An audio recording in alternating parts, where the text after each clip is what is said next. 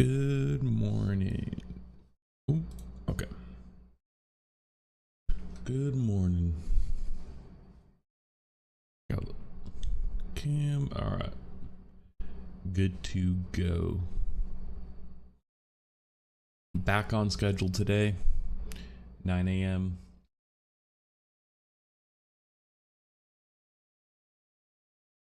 Streaming on X today too. So giving that a try. Oh, get echo. Oh, good morning. My freaking chat application thing that I'm using hasn't been working. Need to restart that.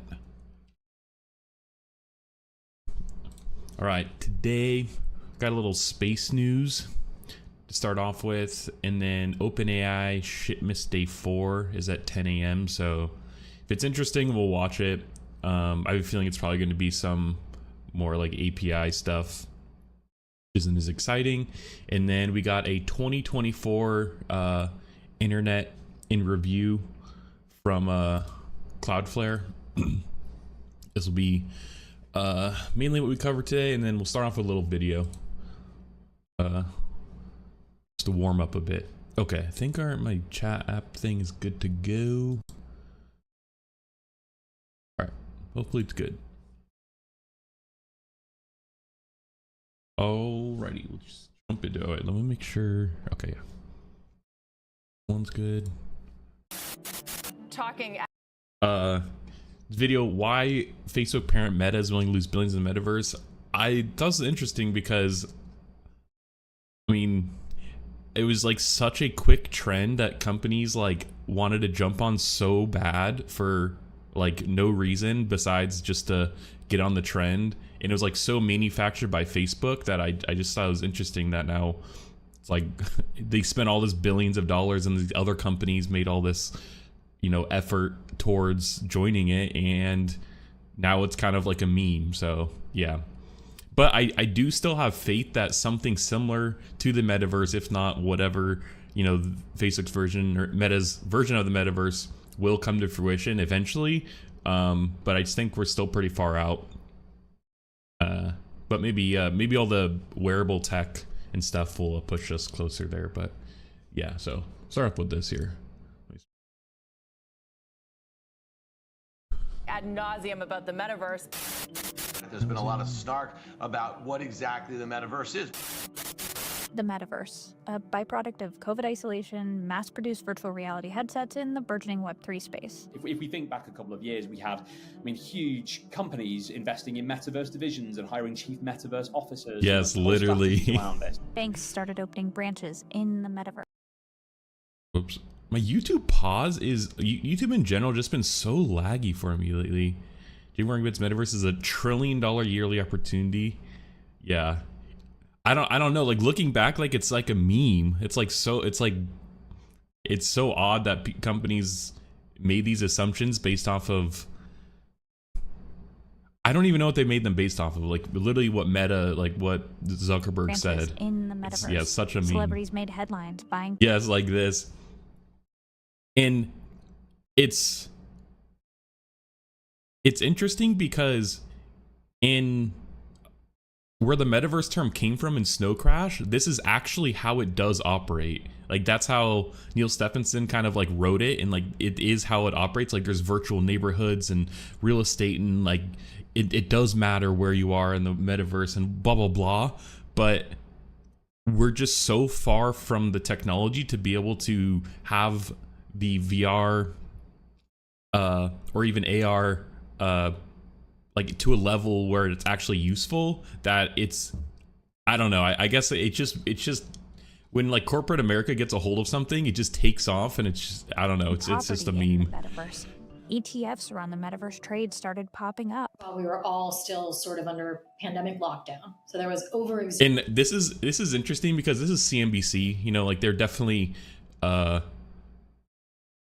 like their target audience is corporate America and like investors and everything. So, you know, I wonder if this is almost like they're gonna defend they're gonna have all these corporate like executive kind of people on here, or these analysts defending, you know, the metaverse, saying how like, you know, we're making excuses in a way, instead of like being like, yeah, we're just like jumping on a trend that didn't play out. So yeah. Exuberance in metaverse because people were looking to socialize and it wasn't that easy to do in real life. At the peak of the metaverse hype cycle, Citibank estimated the space could hit $13 trillion in valuation by 2030. trillion? Microsoft That's threw its crazy. hat in the metaverse ring. Even Web3 and crypto projects capitalized on the trend, with decentralized metaverses like Decentraland and Sandbox. People would take this sort of idea of a digital. And I mean, like, that's cool. Like these ideas are like not bad. Like, you know, these social MMOs are still popular. It's I feel like it when it doesn't have a soul, kind of like when corporations take it on, and people who like maybe aren't necessarily like quote game developers or maybe understand the nuances, it just loses that part of like the authenticity. It just doesn't have a soul, and I think that's kind of part of the reason too. Sandbox. Like this looks cool. I don't know what this is, but like it just looks like a Minecraft type of People would take server or this sort some of shit. idea of a digital asset, apply that to the 3D virtual worlds, and huzzah, you got the metaverse. But when it comes to the metaverse, no one stakes their claim on the space more than Facebook. Facebook is announcing its name change officially, now changing its corporate name to Meta. The next platform in medium will be Bro, it's crazy how much different Zuck looks. This is 2021. This was 3 years ago, bro. Like his facelift or his like makeover is insane, bro. This is his like lizard phase. Yeah, Zuck went from lizard to fuckboy. even more immersive. Go now. Yeah, it's like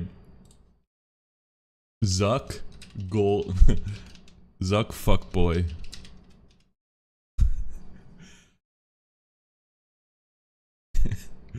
I actually don't even want to go to images for that. Actually, okay. I can't look this up on stream here. Let's look up Zuckerberg gold chain.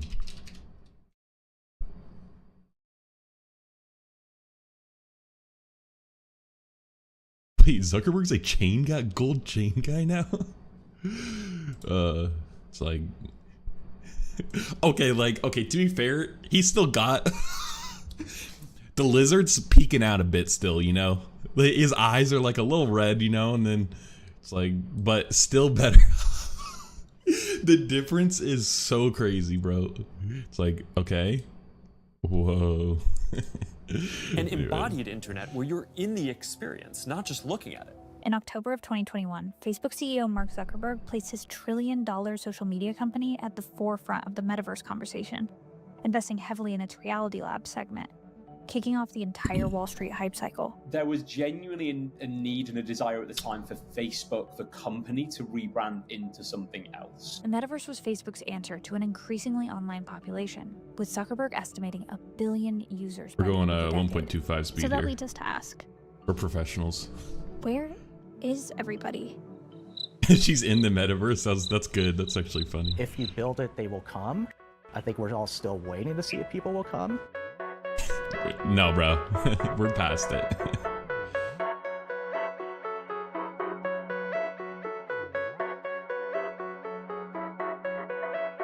Trying to make sure I don't get like DMCA'd on YouTube or something. To understand the metaverse and Meta's role in the space, first we have to figure out what exactly it is. The metaverse cannot be defined. Kind of like a virtual digital world universe. That's like the crypto bro answer. Like, it's just so hard to explain like what it actually is. Like I don't know, if you can't explain it, I'm not sure if people are gonna buy into it. Universe, if you will, in which people can essentially have like their internet counterpart, essentially like an avatar of yourself, live inside this virtual world. An open-ended, interconnected world with user-driven content and the potential for the users to cross into other platforms. Yeah, exactly. Trying to Didn't even define try. what a metaverse or the metaverse is was kind of one of the biggest issues that actually surrounded the metaverse overall as a concept, because it was never really universally agreed upon. While it's difficult to nail down an exact definition of a metaverse, the term predates Meta and virtual reality headsets. Yes, Online Second platforms Life. like Second Life came about in the 2000s and are considered early examples of metaverses. Virtual spaces where players could assume digital identities and interact with other players from around the globe. Originating primarily from the video game space, more recent examples of metaverses include multiplayer games like Fortnite and Roblox. Even Blizzard's World of Warcraft could be defined as a metaverse. Minecraft. Fortnite, Roblox, which are like 2D versions of a metaverse where they are these kind of immersive open world platforms. They're not 2D. So if what? metaverses already existed, why did the term gain popularity in 2021? Well, a lot of it has to do with the advancement of virtual reality. If you're talking to a CTO of a big Fortune 500 company and trying to, say what technology trends you need to be up to date with, at that time, VR, the metaverse, kind of checked all of those boxes. There was a bit of a sense in 2020 and into 2021 that this was a technology that was ready, that it was finally going to hit the big time, because we had a lot of false dawns in the I don't understand what made them think that they were ready. Like, the milestones were not even that big, and there was like 3 major players in VR headsets. Like, that's it. Like, I don't know. I'm not really sure what. I think it was manufactured by Meta. Like, they were, had bought Oculus. They were producing these headsets. They needed a way to, market and sell them. They took the hardware and software route where they kind of own the hardware, and then they wanted to also own the software part of it, the metaverse. And I don't know, it kind of worked in a way. Outside of the metaverse though, like, their headsets are legit, and so I don't really, I don't know, I feel like they just needed a way to, like, a reason for them to actually sell. There have been many times when people have said, oh, this technology is only a year or 2 away from being the next big thing. And that is where Reality Labs played a huge role for Meta. Created in 2014 after its acquisition of VR startup Oculus, Meta started ramping up investment in Reality Labs over the past 5 years. In December of 2021, 2 months after changing its name, Meta officially launched its online multiplayer virtual reality game, Horizon Worlds. I actually didn't know by the that's end of the who, decade, we hope to basically get to around 1 billion people in the metaverse doing hundreds of dollars of commerce each. A goal that is looking less and less achievable. I think of the big moment as when the pictures came out of Mark Zuckerberg's avatar in Horizon Worlds a couple years ago, and it's this incredibly low quality avatar, and people are like, this is what we're supposed to be getting excited about? This is what you're saying is the future? Well, who would want to go into this space? Yeah. A virtual reality check. The problem with metaverse is people assumed that they would be developed instantaneously. And even Facebook, Meta, trying to do it in an environment where they're a publicly traded company and have to show success on a quarterly basis is even too fast for a company as well-funded as Meta was. Now, 3 years after changing its name, Meta's metaverse has largely fallen out of the tech conversation. Google searches for the term metaverse are near flat just 3 years after hitting a peak in October of 2021. Undoubtedly, the last couple of years, we've seen the metaverse hugely drop away in popularity. Now Reality Labs faces an eye-watering $58 billion in operating losses since 2020. An insider report from 2022 revealed Horizon Worlds was averaging around 200,000 monthly active users in its first year, less than half of Meta's original goal of 500,000. Wow. If it didn't do this, I mean, that's actually not that bad though. I know 500,000, but even 200,000, I'm surprised it's even that much. It's no Roblox or Minecraft where they're, probably closer, like they're in millions, but I mean, I don't know. If it didn't do this and it decided just to be a social company, which it absolutely could have done, it would have saved it billions of dollars in terms of what it spent on Reality Labs. So what happened? Why didn't people flock to the metaverse? Well, there's been a lot of finger pointing, but most arguments come back to the same conclusion. No one's really figured out a solid use case for the broad adoption of a metaverse. And that this I could see similar, we covered the AI ads are weird the other day, and it's kind of a similar argument where the metaverse, you could do a lot of things in it, but it's actually marketing a specific thing that would drive people to the platform or to actually use it, or market it in a way that like shows it in a just shows it in a good way. But AI ads are kind of in a similar boat where it's like it could do a lot of things, and so you kind of just have to pick something. But when you're trying to have it be extremely broad, it's hard to draw people to it. Wasn't necessarily there at the time, and so hence I think you see that sort of pullback away from it. Meta pitched the metaverse as a place to both work and play. Companies could host a virtual meeting. You could socialize with friends and play games in Horizon Worlds. Shopping and e-commerce were also part of that early vision. We're promised all these amazing experiences like Ready Player One, that it could be a wider difference than what we're actually seeing when we get in the device. To put it simply, people really didn't care. Video game players had their own metaverses already, and the metaverse hype cycle ended up being, well, a lot of hype. And it wasn't just Meta who felt the metaverse bubble pop. Web3 metaverses like Decentraland and Sandbox saw trading activity fall significantly on their site after 2022. Sandbox's unique active wallets, a way to measure daily active users on the platform, fell below 100 in early 2024. But it peaked at 600. That's nothing. 600 people? Like, meaning less than 100 people were active on the platform day to day. 98% of those projects are totally dead today. The other 2% of them have lost, 95% of their market cap since the highs of 2021. And Wall Street's been pulling back too, with several metaverse ETFs closing up shop over the past 2 years. Yeah, we continue to hope that somebody's going to figure out a killer use case for VR, and even Apple has struggled to do so. I don't think metaverse anytime soon, using hardware that's readily available now, is going to be happening. So why keep investing in something that is an obvious cash burn? Well, when it comes to Meta's metaverse, this isn't the metaverse. This is the metaverse, or at least it's a piece of it. The metaverse, it's this broad thing. It's not just virtual and augmented reality, although those are going to be some of the new major computing platforms. When it comes to defining its own metaverse, Meta says Horizon Worlds isn't the entire metaverse. It's only part of the larger interconnected metaverse ecosystem. That includes the software like Horizon Worlds and the Horizon operating system, as well as wearables like Oculus VR headsets and Meta's newest addition, its Orion AR glasses. We've been investing for this for a long time just because we are asking the questions for what comes after the smartphone. It's what many consider to be Meta's. And that's the key right there is, it's actually, this is interesting. I'm just thinking out loud here, but it seems like Meta really wants to get on to the next smartphone like train.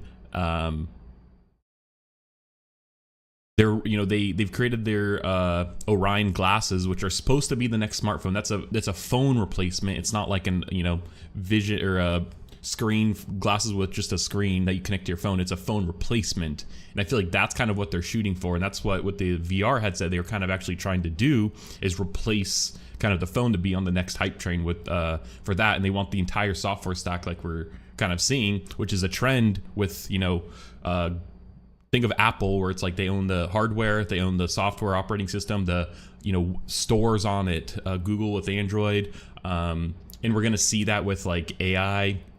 We're already seeing it with like cars. Think of Tesla. They have their the car is the hardware. They have it's essentially outside of that they're a software company because they have so much software, and they want to have that full stack. They have more control. They're able to take all of the profits and everything. They're kind of able to control it a bit more. And Meta wants that. I feel like they're just yearning to kind of be the Apple or Google, to have a more of a full stack in like a vertical or a product. End game, a foothold in the hardware space, a space that has previously eluded them. It's playing a long game with the hope that it pays off, and the hope being it gives Meta that platform, the computing platform that they crave, the place where they can set the rules. They don't have to abide by the rules of gatekeepers like Apple or Google. They get to have their own walls, their own building, and have their own developer ecosystem within this new computing paradigm. Meta's Oculus headsets are the top-selling virtual reality headsets in the world, capturing 60%. I assume, dang, I can't believe I didn't even know ByteDance had a headset, which ByteDance owns TikTok. Apple is 9%. They have one headset and it's 9%. They failed Def coin the name. Yeah, definitely. No way more people own a Apple Vision Pro than they do a Valve's Index. Like I don't believe that. Sony has their PlayStation VR headset. I don't know way. These stats are crazy. The VR headset marketplace. Source IDC. IDC VR AR headset market share. I know, that's what I'm saying. Like, there's no way that Apple Vision Pro has sold more headsets than Valve Index, like, over the years.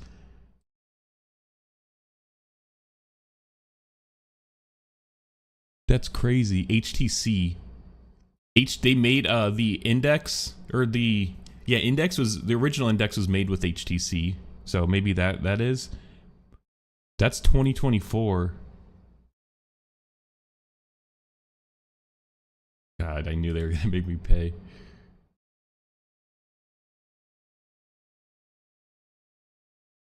Okay, hang on. Let me just dive in a little bit more here to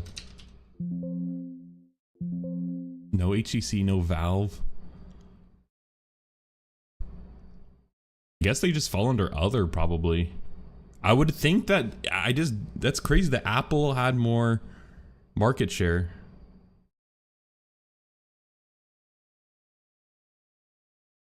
All right, man, I guess, yeah, that's crazy.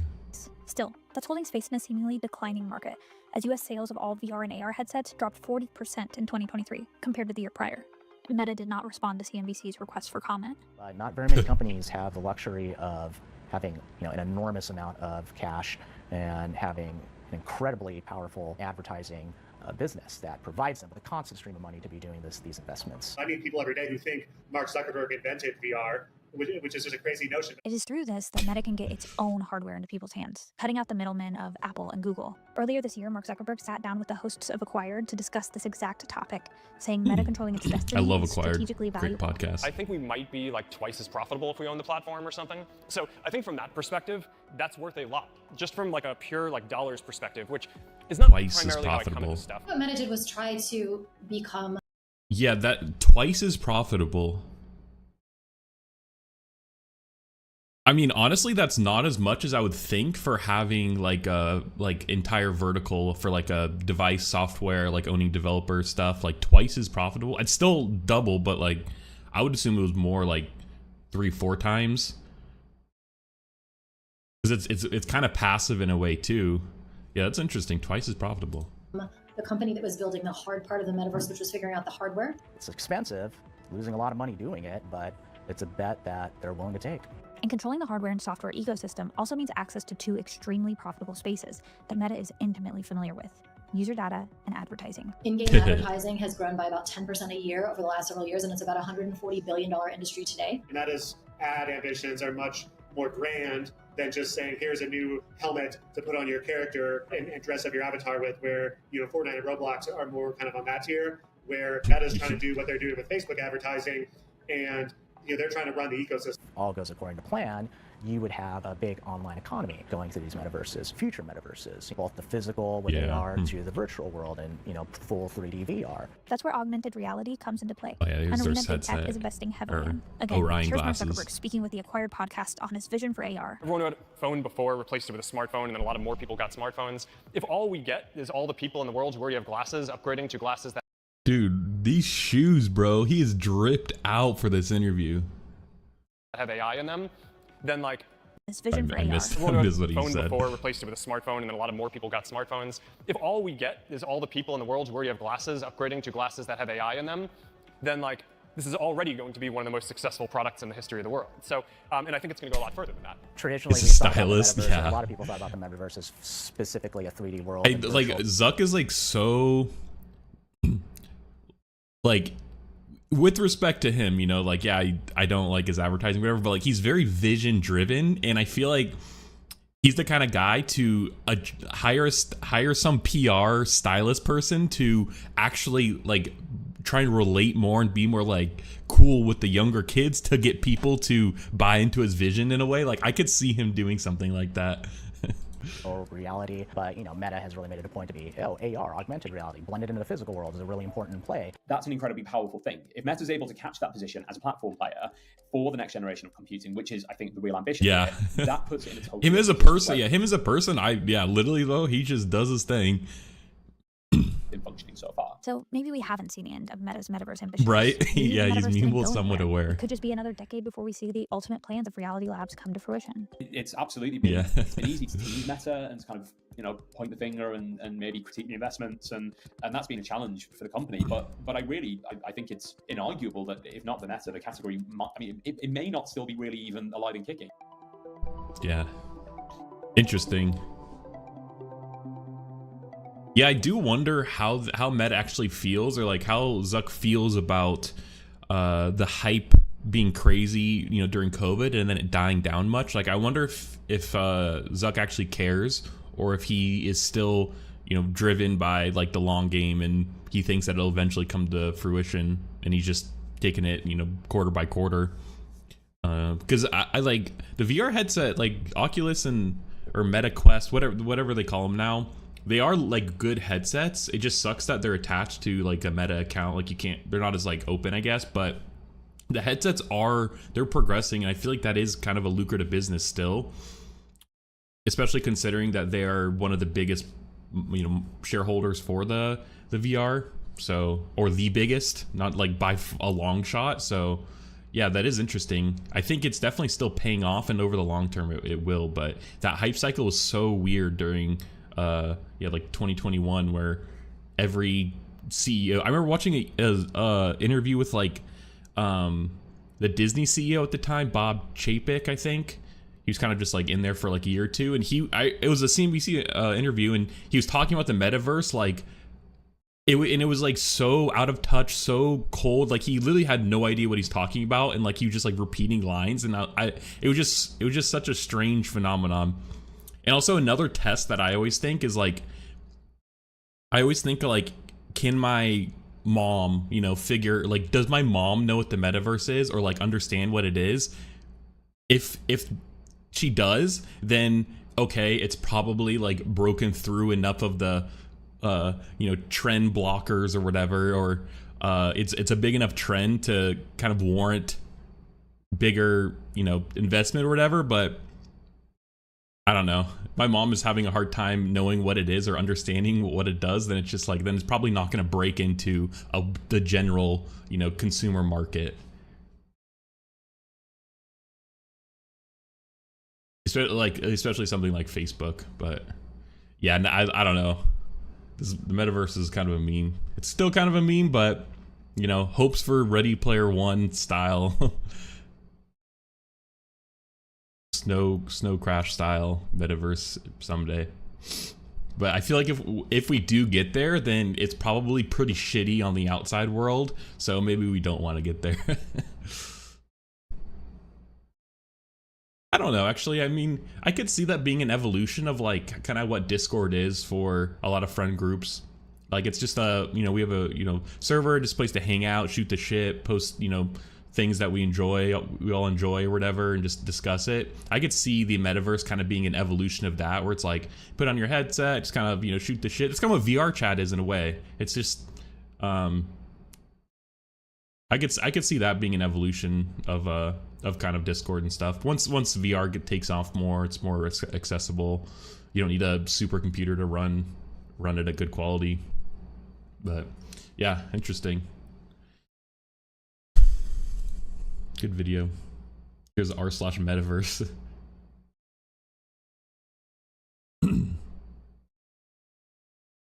But this is the worst, because like these people who still browse r/metaverse are like people like still holding on, like it'll come to, you know, like I'm still waiting, soon it's gonna take off any day now.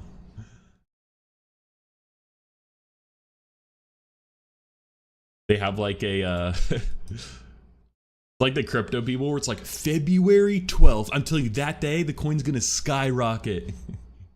I got this inside info. Like copium. That's metaverse, guys. Like, next investment call, Zuck's gonna talk about it. I know it. He's gonna announce something new.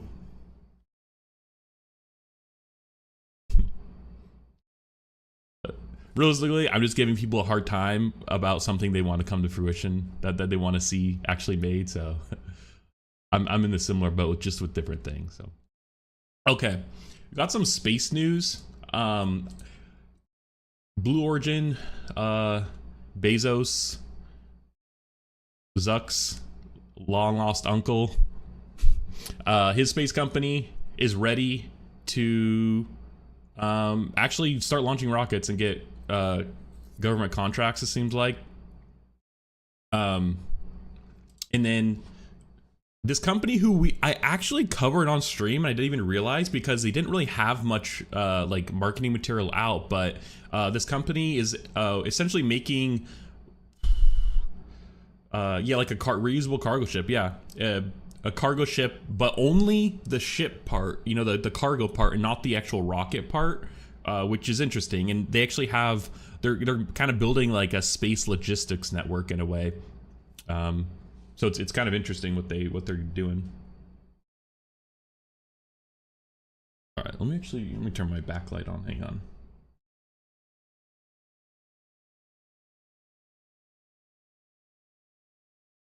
All right.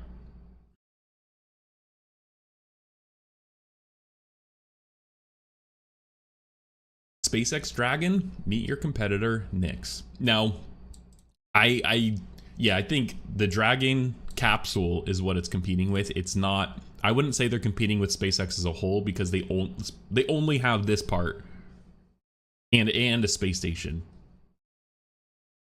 It looks like a big white bullet with a rounded nose that swings on open to reveal a docking port and a cylindrical trunk in back that can be mated to any of the number of large launch rockets. If this sounds familiar, that's because we're describing the SpaceX's Dragon spacecraft in the last decade has become a leading player in the market for getting people and cargo to and from Earth orbit. Now comes a competitor from Europe, a reusable cargo capsule called Nyx, planned by a startup called the Exploration Company, TEC for short. How it's described in its appearance, perhaps like this.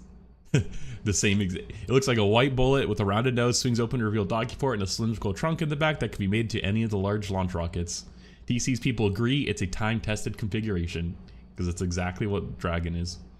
So it makes Nyx stand out in the field dominated by SpaceX. The vehicle's outward design may not be dramatically different, but its rapid development has turned some heads, along with the potential for a space cargo option that doesn't carry the political baggage of China, Russia, or the United States.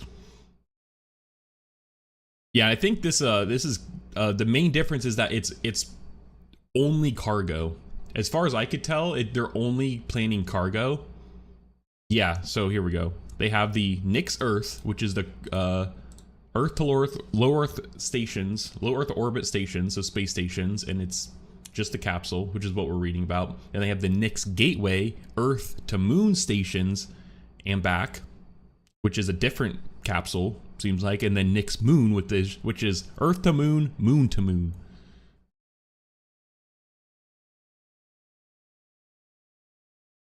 Which Moon to Moon is cool. That's interesting, because I imagine if we eventually have more space, like moon bases, we have multiple.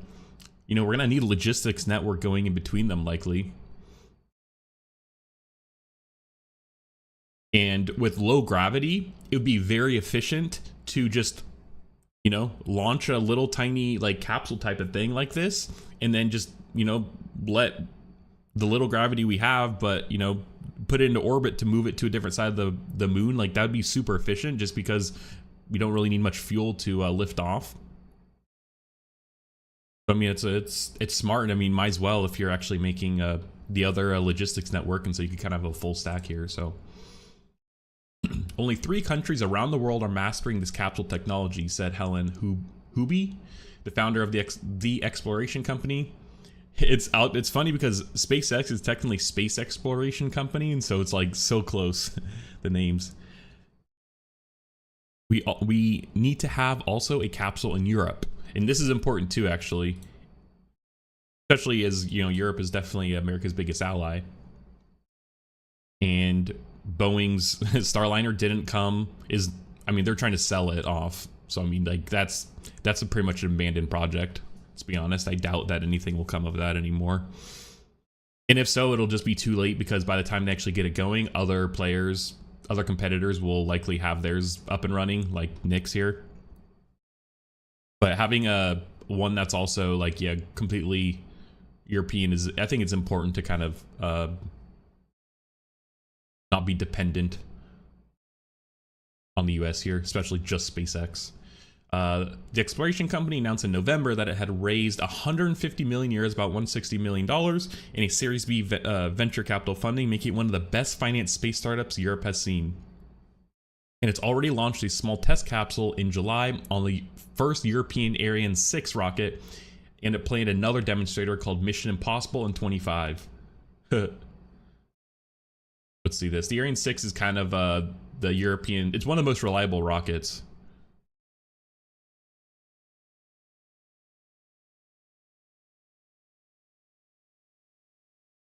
Oh, they don't really have much information on the actual mission. Ooh. That's hyperspeed for a company that's only began in 2021. And if it's Mission Possible, I didn't even get it. If Mission Possible lives up to its name, the European Space Agency may award the company additional funding to build NICS. ESA and NASA have signed agreements with the exploration company, hoping it can make its first cargo flight to the International Space Station as soon as 2028. 4 years from now. That seems like that seems pretty reasonable, I guess. I don't know what the time frame is from Dragon capsule, SpaceX Dragon, to first International Space Station visit, or Boeing Starliner. But I mean, the space station's supposed to be retired by 2030, so this might be their only trip up there. Or one of few. The ISS is not the exploration company's primary target. The company is more interested in various commercial space stations that may be assembled in the 2030s, including NASA's Gateway and high lunar orbit. If NICS succeeds as an uncrewed cargo ship, the company says a version that can carry human passengers could follow along with a possible robotic lunar lander. Yeah, and the lunar Gateway is kind of like the NASA's next space station that's supposed to be around the moon. Yeah, high lunar orbit.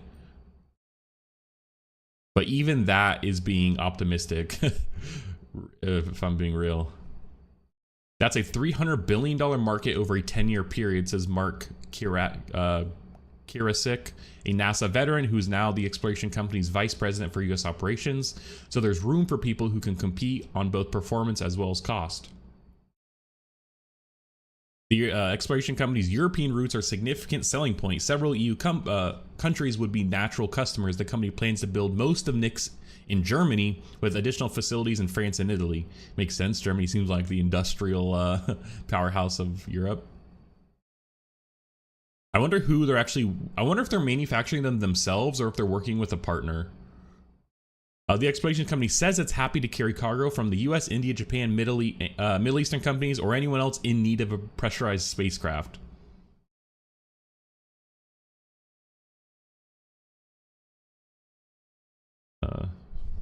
This is them working on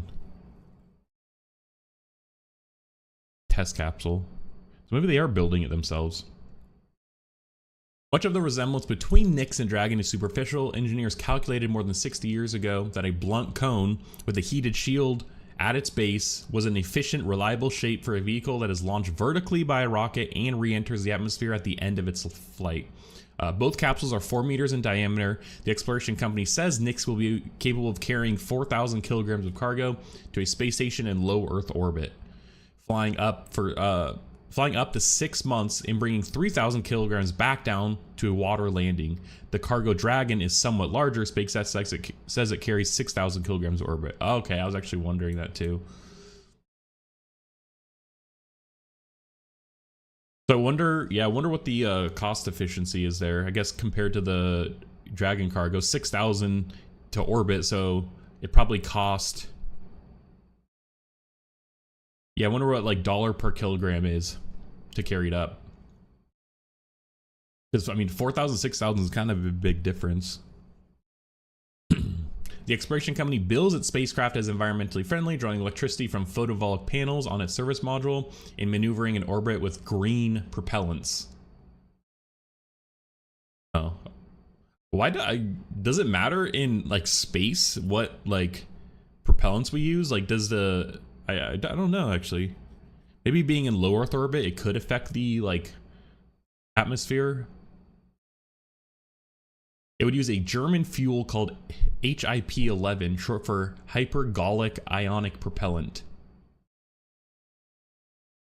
with a high test peroxide, concentrated hydrogen peroxide mixed with water as an oxidizer. Chemicals ignite on contact with each other, but are far less toxic than hydrazine and nitrogen tetroxide, the powerful but caustic mix that has been used by spacecrafts for decades. Interesting. Not sure. I don't really know about chemicals, but I do wonder how they compare in like price and efficiency. Like sometimes it's hard to know when a company is just doing things because it's easy and cheap, or if it's like cost efficient, but maybe like harder to do. I don't know. I guess I just kind of named the same things in a way. I guess like why do other companies only do this versus like trying new ways to like innovating, I guess. Maybe it's no competition. The history of space is littered with names of companies that never reached orbit. The exploration company's executives say they hope to beat the odds by moving quickly, keeping costs down, and filling market niches left by bigger companies like SpaceX. And they may just pull it off if they can start carrying cargo for paying customers. It's a low volume, high margin business, so you don't need very much of it, said Chad Anderson, managing partner of the venture capital firm Space Capital. His firm was not invested in the exploration company, but he's watching the marketplace develop. There's a significant revenue associated with each one of these launches, Anderson says, so I don't think that the exploration company would need to launch very many times per week to break even. I think that's one of the reasons why this is attractive. That's interesting, actually. I imagine the craft is designed specifically for those propellants. True. So changing the formula propellant would, yeah, whatever would change the entire design. Yeah, that's actually a very good point. Yeah, and yeah, going on that more, it definitely makes sense because yeah, and they have to precision manufactured, and it's probably their other companies just they don't want to design an entirely new system, and they are just familiar with it, and so I imagine there's some like onboarding probably too, like to your point. So yeah, that's true. Like onboarding costs, I guess, like to redesign a system or learn the system, get engineers that understand it. Yeah, true. So I guess, yeah, if you're starting off from scratch, then yeah, you might as well find a system that, you know, is, or innovate on it, I guess. Yeah, that's true. Okay, let's take a look at their website here. They actually don't have much like marketing material, but we'll see what little they have. Yeah, so reusable, refillable, launcher agnostic. Yeah, like launch platforms. And I wonder how long until we actually are going to get more proprietary launch systems where you could kind of like develop for a specific launch system. And then there's going to be companies that like make different adapters to get into different launch systems to like launch on like launch systems.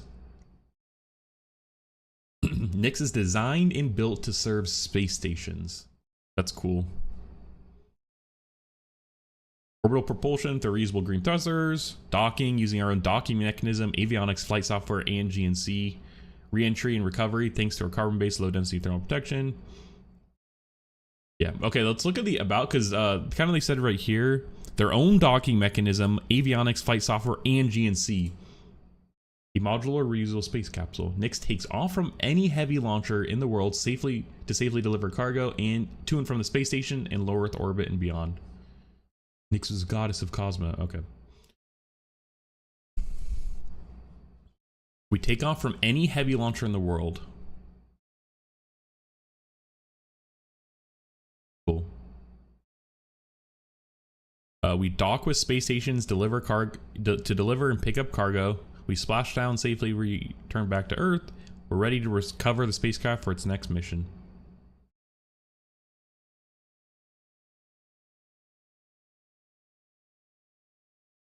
The most affordable and sustainable vehicle for space cargo transit. Large up, mass down. Docks of space stations return 3,000 kilograms of cargo back to Earth. The largest down mass worldwide.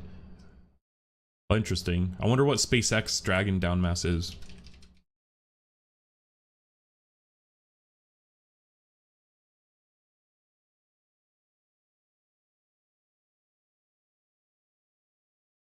This was 2012. Way too old. Read Wikipedia.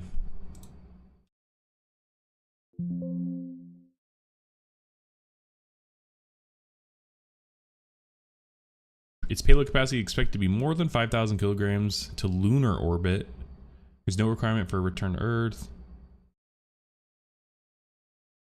At the end of its mission, Dragon XL must... Oh, wait, this is Dragon XL. But I think this is Dragon 2, technically, actually. Wait, let's...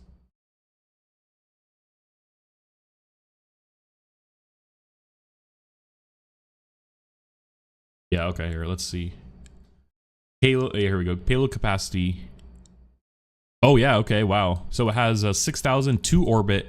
Oh, interesting. Okay, so this article actually wasn't fully. So it has 3,300 only to the ISS, and then it has a 2,500 down mass.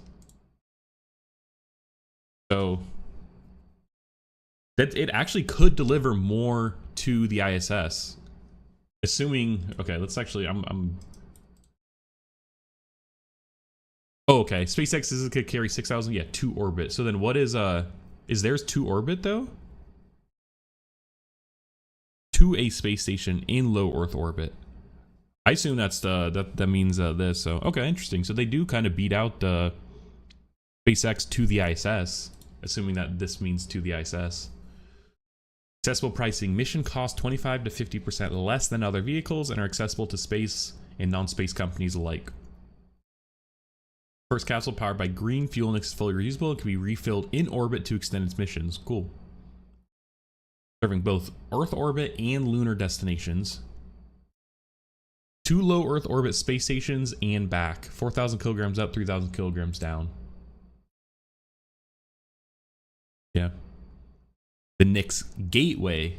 2 lunar gateway and back. 5,000 kilograms up, 2,000 down.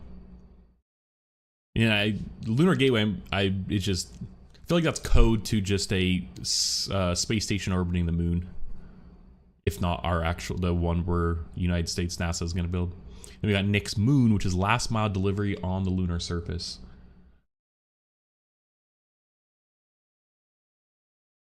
Reusable refill propulsions.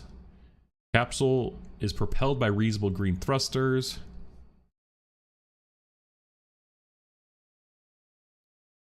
Huracan, in orbit refillable lunar engine powered by cryogenic. Okay, so wow, they actually took their own got their own refillable lunar engine powered by cryogenic. Okay, wow.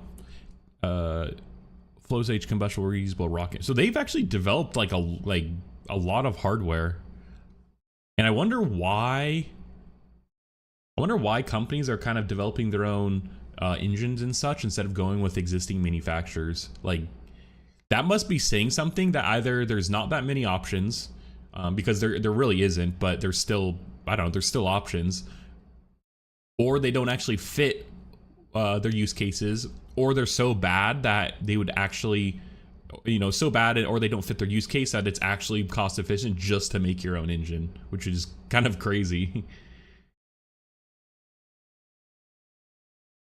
I would say it's probably beneficial though in the long term, but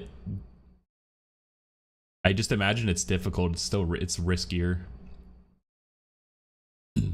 Core technologies designed and developed in-house. Yeah, so this is crazy. They do all this in-house. Thermal protection, carbon-based low-density thermal protection, allowing for safe re-entry. So like a heat shield. Docking mechanism, allowing us to exchange cargo with any space station around the Earth or Moon. I mean, they'd have to make this. I doubt that there's many options out here for this. Flight software and GNC, allowing us to exchange cargo with any space station around the Earth or Moon. I don't know what GNC stands for. General... And the flight software makes sense, I guess, in a way too, because you have a custom vehicle. I imagine there's, especially if you're making your own engine, I'm sure that there's so much to figure out that you might as well just make your own flight software. Avionics is crazy, but I guess kind of along the same thought. Modular and COTS. Based avionics. What is COTS-based avionics? Including onboard computer, payload interface unit, power control, distribution unit, propulsion drive electronics, and thermal control unit. Okay. End-to-end digital platform, an internally developed suite with APIs managing the vehicle's digital twin and automatically updating tech documents. That's cool. That's cool. Digital twin. Yeah, and I think way back, NASA actually used to make duplicates of all of their space, like craft, their rovers, etc. Because if something would happened on Mars or on the moon, or while they're orbiting somewhere that engineer can actually go to, they need to have the duplicate on Earth to be able to go and tinker with it, just like you would if you're trying to solve a problem up in space, or on a rover in Mars, or on a rover in Mars. So I don't know. It's kind of interesting that they're doing the digital twin. No reason nowadays to remake that. The digital one would just suffice. Yeah, let's go to about and see if there's any more. I'm also, the OpenAI Shipmas live stream it's live here. I'm just waiting for it to actually start. Midst of a space exploration renaissance. Technological advancements like reusable rockets and refillable space vehicles are making space more accessible. Several new space stations are being built around Earth and Moon. Transportation market to reach new destinations will grow from 5 to 50 billion. Yeah, wow. Yeah, access to space has been reserved for the happy few. Develop these new space worlds has historically been done in an exclusive and often confrontational manner. Our mission is to enable everyone to participate peacefully in the building of our human future. To realize this mission, we are developing Nyx, a reusable in-orbit refillable spacecraft that can be launched from any heavy launcher around the world, fly at any space station.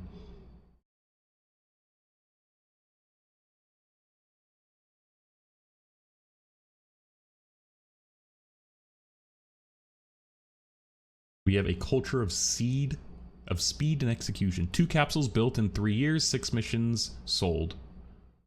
Our team operates with unprecedented speed and efficiency. Our first demonstrator built for ballistic re-entry. From paper sketch to flight ready in 9 months. Then we have Mission Possible. Our second demonstrator built for controlled re-entry into recovery with cargo from initial draft design to flight ready in 2 years. Our first commercial capsules serving space stations in low Earth orbit, so 6 years. I wonder when this is written. So if it was founded in 2021, they are shooting for 2027 or 2026. That would make sense if they have, if they're trying to get to the ISS in 2028. Imagine that they do a few test flights. They have to do test flights before then, so that makes sense. All right, it's cool. I like their branding too.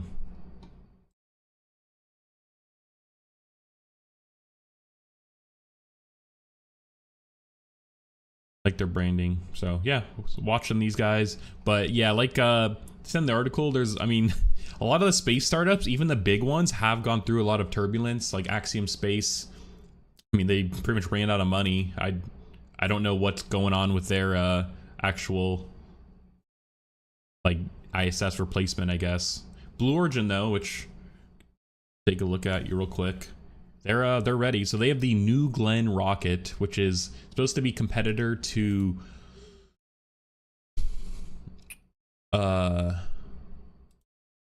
SpaceX's Dragon, or Falcon 9. Sorry, getting all the names messed up.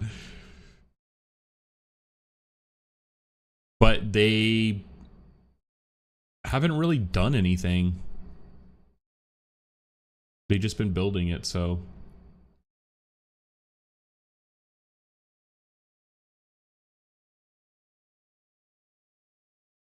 Liquid hydrogen powered upper stage. And bro, fucking. Yeah, of course, with Amazon. Jeff Bezos literally went. This is like what billionaires do for fun, you know? One day he said he was wondering if the bottom stages for the old Apollo missions were still in the ocean. Did a quick Google search, figured that they still were, and decided to launch essentially like an exploration mission to go and recover these, rocket parts from old NASA rockets from the bottom of the ocean, and he has them now at the Blue Origin headquarters. Like, that's like such billionaire hobbies. But Blue Ring, okay, let's just see what. So this is Blue Ring, some fancy looking satellite, multi-mission, multi-orbit mobility. Blue Ring can support a variety of missions in medium Earth orbit. Okay, out to the cislunar region with unprecedented Delta V capabilities. Customers are easily maneuver Blue Ring and access critical data to ensure successful mission. So this must be like some like communication kind of satellite. In-space computing, Blue Ring provides end-to-end services that span hosting, transportation, refueling, data relay, and logistics, including an in-space edge computing capability. Bro, this is sick. This thing looks like it's like modular.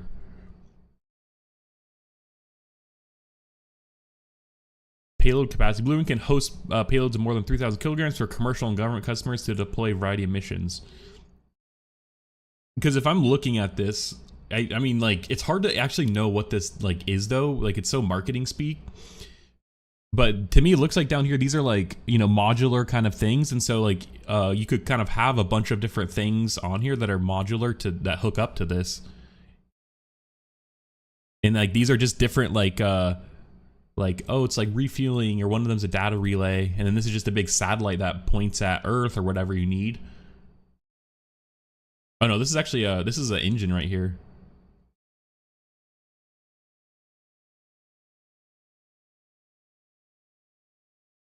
I wonder what this little light is.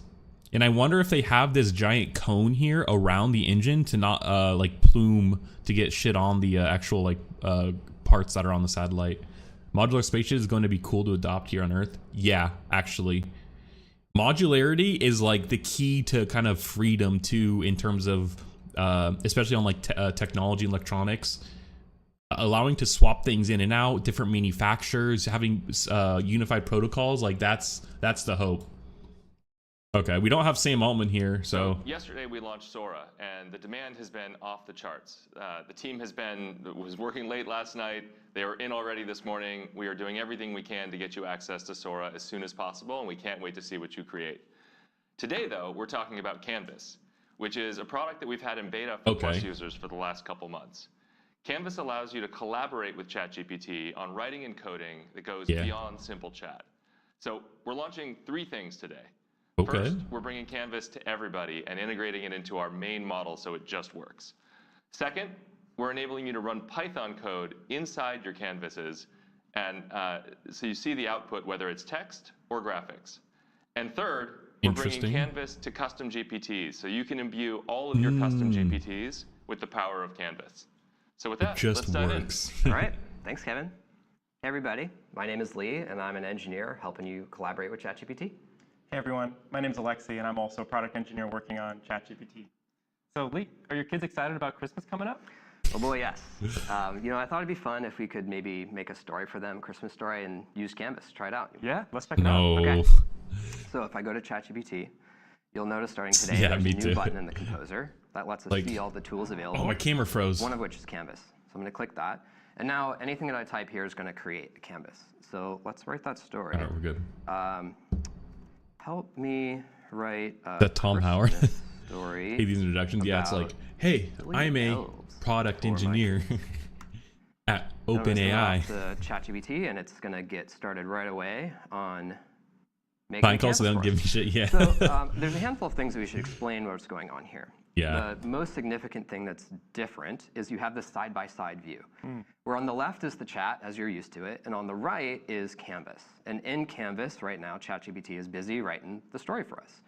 This is pretty different from what would happen if you wrote this kind of prompt before. You know, ChatGPT is good at doing this sort of creative writing work, but it would write it directly inline in chat, and sometimes it's hard to piece out what's the document and like what's the preamble or the what comes after, or especially if you wanted to make any changes along the way, things tend to get lost. But now you have this side by side. So let's take a look at what ChatGPT made for us. The silly elves and the Christmas catastrophe. Oh no, not a catastrophe. In the snowy village of Tinseltown, nestled at the edge of the North Pole, lived the silliest group of elves you ever could imagine. All right, this is looking pretty good. Yeah, it's like... you know, I could make some changes. I think this title is a little long, so I'm gonna, you know, maybe take this part out. Actually, you know, otherwise this is pretty good. So ChatGPT can edit, and you can edit sort of side by side. Yeah, so I can type in here, you know, I've been editing the title, I'm kind of making it for my kids. So this is a collaborative document, and just like you might be used to in other document editors, you can come in here, you can add text, you can bold text, you can do lots of things you can do in other document editors. You can edit, ChatGPT can edit. I could go over back to chat, and just similar like I would do in any other ChatGPT workflow, I could give this is feedback, cool. I could ask I've for never really changes, used and it's going it. to come in and make those changes directly into the canvas. Mistral, who I've been using a lot more lately, they have a canvas feature this as button in well. the bottom corner, which has a handful of Free to commonly use. used shortcuts that's based on things that we know people do in ChatGPT. Suggest edits, ask ChatGPT for feedback. Okay, about this is we new might though. want to change about this. These things. Adjust the length, might make this longer or shorter. Maybe I want a a shorter bedtime story. Reading level will change this to make it interesting. more Reading level, that's sophisticated cool. language or simpler language in case I wanted to make it easier to read for my my younger kids. Add final polish is really helpful, especially when you bring your own content. Check for spelling mistakes, grammar, things like that. And then add emojis. That sounds fun. The check for polish and a reading comprehension, So that's if I click add interesting. That's emojis, cool, I've actually. got some options about where I want to put them, words, sections, lists. And that's actually definitely competing with Anthropic's Claude, because Claude actually added like a tone. You could kind of like have it write something in like a similar, in like a certain tone to kind of It's starting at the top, adjust writing it. a new version of the doc, and it's Seems like they're kind of streaming in competing on with top that. of the previous version, just to make it a little bit easier to see in context what's changing. Grammarly? And actually, I need alongside this in the chat, about to not you're seeing that it's renew my editing, and you're Grammarly noticing subscription. that, we have our instructions back and forth. But otherwise, Oh, the it's not Grammarly's getting pretty sort of good, cluttered like up with the actual different revisions helping. that are happening. Kind of looks like when my 8-year-old gets a hold of a phone. Yeah, I think your kids are going to love this, Lee. There's definitely a lot of emojis that I put in here that did a pretty good job. Okay, so that's how you get started with Canvas. Canvas will trigger in a couple different scenarios. You can ask ChatGPT to just start collaborating with you on a piece of content, whether it be writing or code, and it will open a canvas for you automatically. Or like I just did here in the interface, I'll show you again, is this button in the composer to view the tools. You just click Canvas, and that's going to create a new canvas every time. Amazing. So in addition to storytelling, a lot of people use ChatGPT to help with their own writing. Learning how to be a good writer is hard, and today we're really excited to showcase some new features in Canvas to make it easier to get feedback on your work. So in my spare time, I'm a bit of a physics enthusiast, and so I have an essay here that I've been working on titled Santa's Sleigh, Exploring the Role of Dark Energy in Reindeer Propulsion. I'm going to copy this from my, from my text editor and paste it into the prompt area in ChatGPT. Because I put in a substantial amount of text, we now have a new button in the upper right that says Open in Canvas. If I click this, the content from the prompt is put into the canvas, and this is the same editable surface that Lee was demonstrating. So could you like bold that title maybe? Yeah, so I can go in here and make a change if I wanted to before I send it off to ChatGPT. But this hasn't been sent yet. So when you made that bold change, what just happened? Correct, yeah, this is all still a draft document. Yeah. So until I send a message, I can edit it as much as I want. And ChatGPT hasn't seen it yet. And it's attached to the composer. Exactly. So I'm going to go in here and I'm going to ask ChatGPT, can you leave some comments on my essay from the perspective of my physics professor? Nice. Okay. So maybe it's going to give you some like technical tips. Yeah, hopefully. We'll see what it comes back with. But previously, it'd be hard to connect This is cool, what this feedback highlighting. ChatGPT is giving you to your own work because it'll all be in line in the chat. Okay, wow. But now with Canvas, ChatGPT is able to select specific portions of your work and leave comments in line, which makes it really easy to connect what the suggestions are to your work. Yeah, I'm looking at these. These are pretty good feedback. Consider linking this introduction more explicitly to the scientific exploration of dark energy to immediately establish the physics connection. But it didn't just like respond to that in chat. It selected Santa's sleigh and his flying reindeer have long fascinated people, blending mystery and magic. Okay, so it's like picking out sentences that it wants to give you feedback on, and then writing the specific feedback per sentence. Exactly. And helpful. Each of these comments, I can have an apply button. And so clicking apply would allow ChatGPT to go through and apply the edit as it sees fit. And of course, I could then reject that edit if I wanted to. But since this is my own essay, I'm going to go in here and make changes on my own. So I like this comment. You may elaborate briefly on why dark energy is mysterious to provide context. I'm going to say we don't know, why the universe expands, and we don't know why Santa is so fast in his sleigh. I'm curious about these. Cool. The mysteries of the universe. The mysteries of the universe. I'm going to dismiss this comment because I feel like I've addressed it. Yep. And when I'm ready to take my essay out of ChatGPT, I can click this copy button and send it off to my professor. Great. I'm sure your professor's going to love these changes. You know, this is some cutting-edge research here. But in addition to writing in ChatGPT, we know a lot of people also use it for programming. And we've made some really exciting improvements to programming in Canvas. I want to see what they have for this. Check it out. So I've also been helping Santa with some logistics for toy manufacturing, and I've been learning some data science tools in Python. So you're an OpenAI engineer. You're also a dark energy researcher, and you're helping Santa with logistics. Yeah, I mean, Santa can be everywhere at once. We really try to as well here at OpenAI. Okay, got it. So I have some example code that I've been working on locally. So this is my local IDE, but something's not working, and I want some help debugging it. I'm going to copy that and then paste it into ChatGPT. I see the same Open in Canvas button. I click that, and now I have a canvas open, but this time it's actually a code editor. So ChatGPT has recognized that this is Python code. I get they said you could run Python code in here now. And even some basic autocomplete. Nice. I know this code isn't working, so I'm going to ask ChatGPT, can you help me debug this code? What might be going wrong? It hasn't been that good at debugging in my experience, though. Like sometimes it is, but label does not exist in matplotlib. It provides an example corrected code. We could trust this and take it back locally, but one of the new features we want to demonstrate today is the ability to actually run your Python code within Canvas. So in the upper right, we have this button titled Run. Let's see if ChatGPT finishes. We'll click Run and see what happens. Click Run, and it looks like right away, actually, we see that label is not defined, so ChatGPT... Oh, you could have figured that out locally. Why'd you have to ask ChatGPT? Just try and run it locally. Right away, anything in the console is shown to ChatGPT.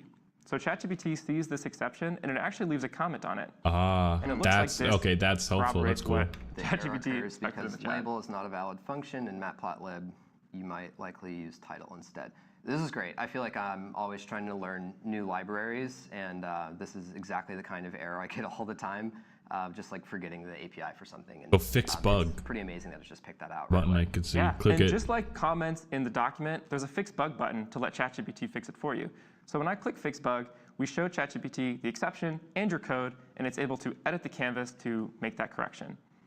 That was pretty fast, so maybe we want to see like exactly what ChatGPT changed. Yeah. And there's this great show changes button in the canvas header. Diffs. Clicking that will give you an inline diff that should be familiar to people who use Git to show you exactly what changes were made. That's cool. And show changes works not just for code, but for documents as well. Exactly. Yeah, works across both of the editors. So now that we have this fix in place, we can try clicking run to see if it works now. And wow, that was fast. It's really fast. Have our line chart now rendering in the console. So can you explain a little bit about exactly what happened? Because that Python execution happened very quickly. Yeah, so within Canvas, we actually load a WebAssembly Python emulator, which allows us to load almost any Python library and run your code almost instantly. So you get immediate feedback. You can collaborate with ChatGPT actually using WebAssembly. and really have a tight feedback cycle all within ChatGPT. Including generating graphics. Including generating graphics. So Santa particularly is interested in some Sankey flow diagrams to kind of track how toys are flowing through his... Sankey, those are the ones where there's like arrows in and arrows out. No, it's actually everyone now. Sure. Okay. That's what part of the announcement. I'm trying to learn. He's always challenging us. I'm going to ask ChatGPT to add a Sankey flow diagram for Santa's toys. Please use appropriate colors. See if we get something. I wonder if they're gonna use Mermaid or how they're gonna. Oh, they're actually just using. ChatGPT is gonna go through and edit our code again, and now it's adding example 2, a Sankey diagram. Cool. So we got total toys, delivered to children, distributed to stores, defective. Okay. So it's added a handful of lines of code, creating a Sankey, adding data, finishing it, and then saying show. Yeah. Let's try running this. Oh no. Looks like there's been a problem with the colors, but ChatGPT has an idea of how to fix that. Use a single color per flow. Let's try it. Let's try it. This is kind of awesome because this is exactly what happens when I'm trying to learn something new. It's actually, I used it to write a script for like FFmpeg, which is like a command line video processing tool. And I said write like a bash script or a whatever that separates the audio, and it didn't work. And I tried to tinker and like ask it questions to try and get it to better. Like this did not turn out to work. We got a graphic, and we can. But it just didn't figure out what the problem was, and I didn't know enough or whatever, and so I never really solved it. I don't know. I feel like the debugging is kind of hit or miss. Programming features in Canvas. Amazing. All right. There's one last thing that I want to show, and that is bringing Canvas into custom GPTs. Yeah, so this is GPTs, interesting. I'm curious how they're going to do this. Are a way to give ChatGPT custom instructions, custom context. It's like an agent. It's essentially an agent. And specific behavior to whatever particular task that you have at hand. And then you can share them with other people so they can benefit as well. There's a GPT store full of these things. They're really interesting. And I decided to make one for Santa. You know, Santa gets all these letters, and he has to respond to all of them. And I figure that's got to be a lot of work. And it might be helpful if you just had, just like a first draft, something to start with. He could decide if he likes it or didn't like it. He could edit. He could go from there and then send on his. So you're also part of North Pole operations. I can Both of you. I can neither confirm nor deny this. All right. If Santa comes out with a frontier model, I'm going to be very suspicious. Is that a Mountain Dew behind his head right here? They have a can of Mountain Dew sitting here. And left it out on your desk. Oh, I meant to mail that already. I can't believe you found it. Yeah. Well, I snapped a picture of that, and I figure maybe we could use that as a bit of an example here. So let's bring that, if I can figure out how my mouse works. Okay, there we go. They cut away. We've got our picture into ChatGPT. Let's open it up real quick just to get a look. An H100 GPU. GPU and some dark matter. That tracks. All right. Yeah, that's Lexi right there. That looks like my letter. Okay. I also figure Santa has some context on, whether you've been naughty or nice. That's, one of the things that he keeps track of. And in addition to taking a picture of the letter, we probably want to add that in. So I'm going to let Santa Drafter know that Lexi's been nice this year. Really appreciate that, Lee. Yeah. Okay, Alexi has been nice this year, so let's send this off to our custom GPT. And hopefully we'll get back a Canvas. All right, here's our custom GPT starting to write out our letter. Nice. It says, "Dear Alexi, ho, ho, ho, thank you for your letter." I put a big smile on my rosy-cheeked face. Let's see, what do we have here? First off, a new bike. Excellent choice. All right, looks like you're getting that bike. Great. H100 GPU, Mrs. Claus tells me it's quite the powerhouse running AI models. The elves in the tech workshop are tinkering away on that one for you as well, so that's promising. And dark matter, Santa's admitting that might I'll even make sure beyond to pull some strings with NVIDIA. They owe me something from last year. It sounds like maybe you shouldn't get your hopes up for that one. Yeah, I don't know how you put that one in a stocking either, so. But this is a pretty great first draft. And, Santa could come in here and, change this up as much as he wants, make edits. There's really isn't anything crazy with the GPTs. Write this out in his characteristic handwriting or the style Canvas and the letter back GPT. out to you. Hopefully this will save Santa some time. And so, we should talk a little bit about what's actually happening here. You might have noticed that I didn't click the Canvas button. I didn't mention to create a canvas. It just made a canvas. So this is an example of ChatGPT determining that canvas would be the right thing to do. But I had to know to do that. Yeah. Well, when I built this custom GPT, I put that in the custom instructions. So do you guys want to see how I made this? Yeah, could you show? Yep. Yeah, please. So if we go up here into the GPT, excuse me, and hit Edit, and that should take us to the configuration page. So this is how you set up a GPT. It's really pretty straightforward. You can get a picture and a name and a description so people in the store, if you choose to share it, can see what it's about. The important part here is the instructions. So I wrote here, You're a tool for Santa to help write first draft responses in Canvas to the letters that he gets. Specifies in Canvas. Santa's characteristic style and humor, and your job is to write responses to the letters using the Canvas tool. So in the instructions, I told it to use the Canvas tool, so I'm going to expect that it will use Canvas pretty much to every thing that I put in there, which is exactly what I want this to do. That's going to be the right tool. In addition to that, down here at the bottom is a list of checkboxes on your capabilities. So this is the set of tools in ChatGPT that are available in GPTs. And there's the new one here, Canvas, which is starting. I'm still not seeing it actually. Will be on by default for new GPTs. Existing GPTs, we're going to leave this off. That way we don't disrupt the behavior of any existing GPTs that people have created. But if you want to add Canvas to your existing GPT, very easy to do that. You just go into this configuration screen, you'll see that checkbox, and you can check it. And then you'll have Canvas available in your GPT. Amazing. Yeah. So this is Canvas. That's a handful of things we wanted to show you today. We've got Canvas rolling out to all web users, regardless of plan. This is the default experience in 4.0. So whether you're on a free plan or a paid plan, you'll have Canvas. We've got using your own content in ChatGPT, or using your own content in Canvas.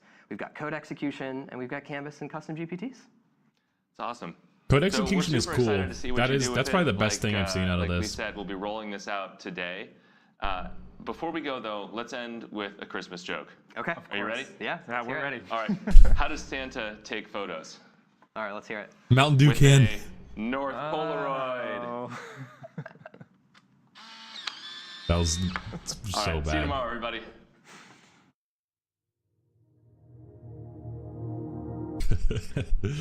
All right, that's cool. Yeah, Canvas is cool. The code thing seems to be the coolest thing, but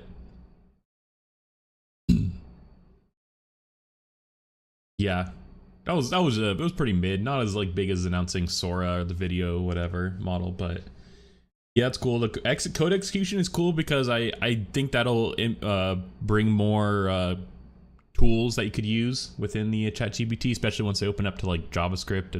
I imagine like Python's now, but I imagine something like JavaScript will be next because it's easy to run in the browser. Browser could just do it natively essentially, and I think that will open up a lot more.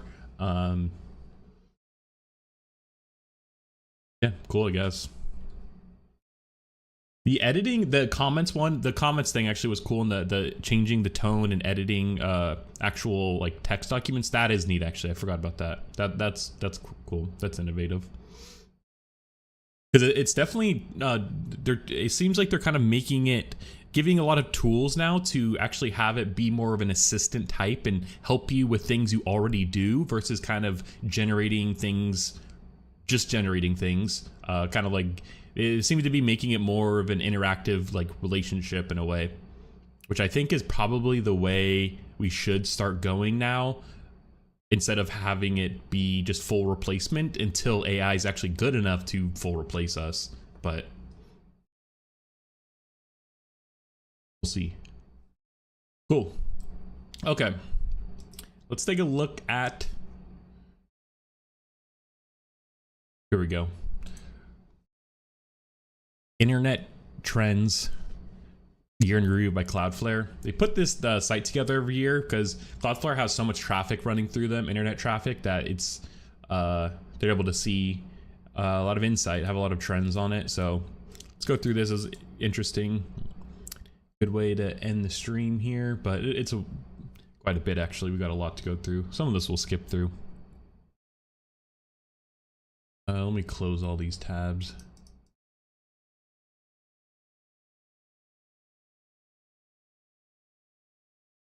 Okay, and then I want to add the compare. Let's add the United States. We can see worldwide versus United States. Okay. Year in review. Cloudflare Radar 2024 year in review shines a light on the internet's patterns, trends, and as observed through Cloudflare's global network. We encourage you to explore this data below, and you could also preview key findings on the overview in the popular internet service blog. Yeah. Okay. 17% growth. Yeah, we'll just start here. Internet growth. Interesting. Worldwide is the same as the United States. It was just a lot bumpier. And I wonder, so I mean, it really picked up here in August. I wonder if this is just because of the holidays.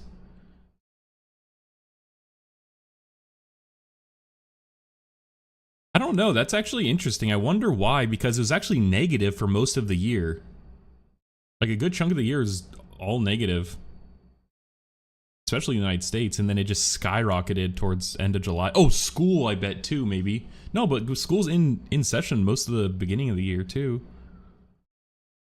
Yeah, it's a crazy spike at the end of the year. And this is a percent change, its graph, so yeah, I wonder why. Oh, election, that's a good point too. Yeah, you're right. Even the election is like right here though. But it still probably was election. Actually, I wonder if we could even pinpoint it to like Kamala Harris being announced. Because it was around this time. Yeah, the election. Oh, it's a huge spike. But yeah, I think you're right, and that's probably why it's specifically during this time.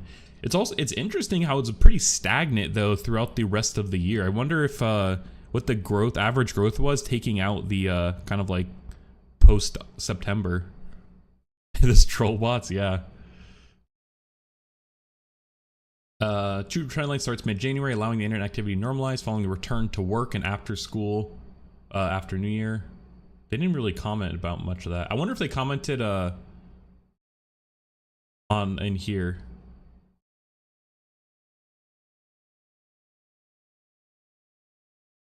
Yeah, here.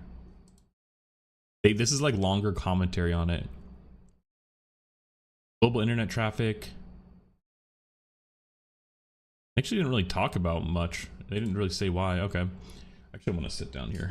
Internet service. Top 10 most popular internet services worldwide. Of course, we got Google. Ugh. Google, Facebook, Apple, TikTok, AWS, Amazon Web Services. Wow. Microsoft, Instagram, YouTube, Amazon, WhatsApp. Facebook is number 2. I wonder if that's no, Instagram's down here. Wow. So Facebook has, just Meta alone has Facebook, Instagram, and WhatsApp in the top 10. Google has Google or Alphabet / Google has Google, YouTube. Interesting. I wonder what Apple means too. Generative AI. ChatGPT. Makes sense. Character.ai. This one I never really have used, or I've only heard it in name. But it seems like it's more like a role play one. But you could create them and share them. Elon Musk. Yeah. Debate. So it's interesting. That's number 2. Codium, which I was surprised this was number 2 too, because there's other popular. This is like a code generation for generative AI. I didn't realize that they were this popular. I actually just downloaded this Windsurf editor to try it out, and it's pretty cool. Quillbot, which your complete writing solution. Your ideas, better writing. Maybe this is. I was just literally about to cancel Grammarly. Maybe this is a better Grammarly. Wonder how much it costs. $8 a month. That's way cheaper than Grammarly.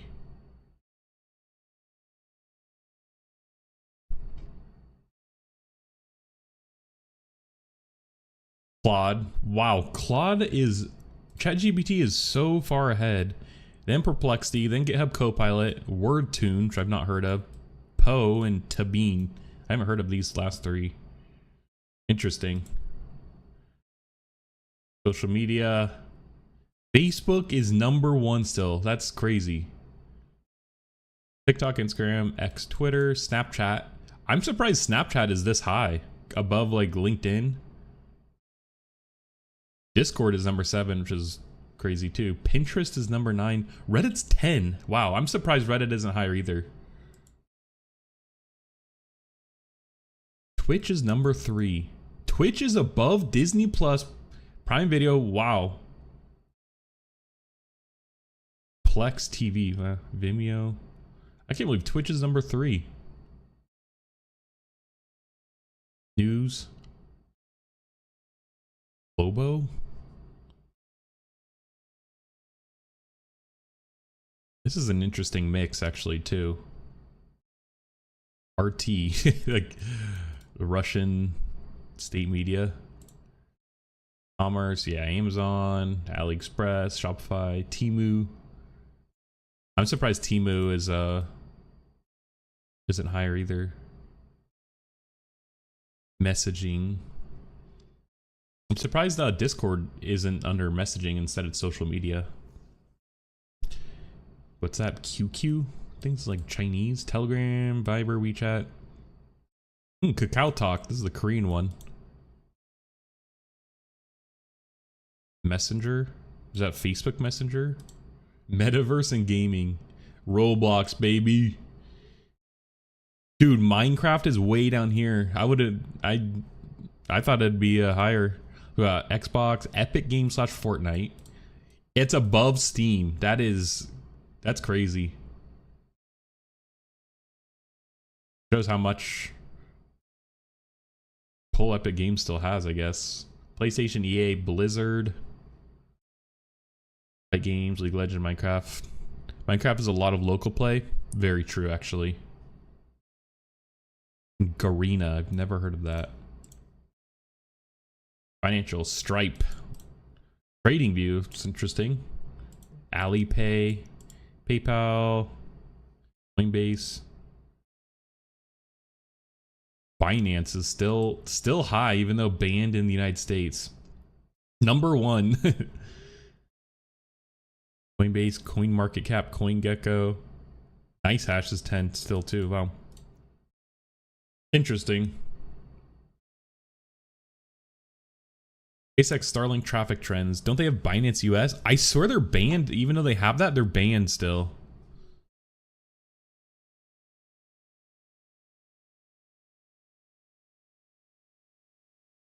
I didn't want to go. CoinGlass it goes to when you go to that. Never heard of CoinGlass. I honestly love websites like this just because I love like all the numbers and like the UI. Looks really neat. Huh.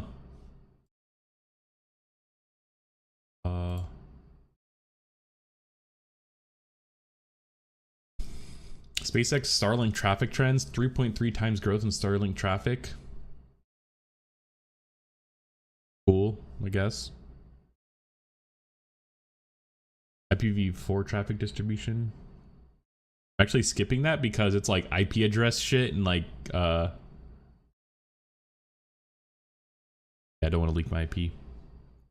AI bot and crawler traffic. Yeah, this is cool. So Claude bot, GPT bot, OpenAI search bot, Perplexity bot. I wonder what this Byte Spider is. I wonder who that is. Byte Spider.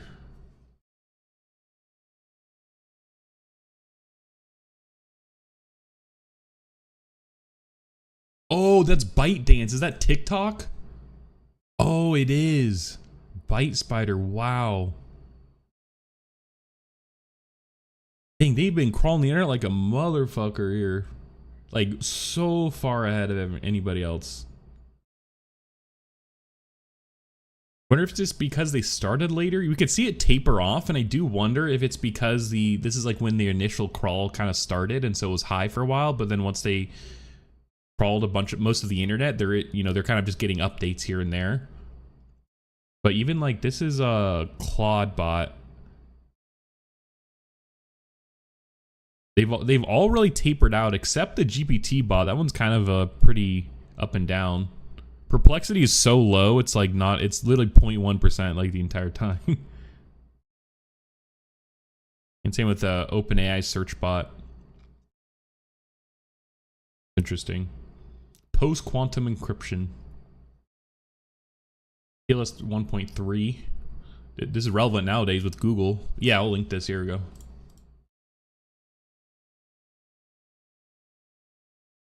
There we go.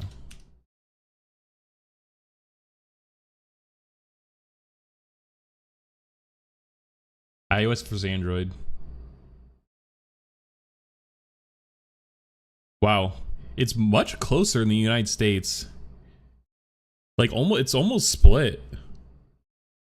Which I thought the iPhone lean would be much higher in the United States.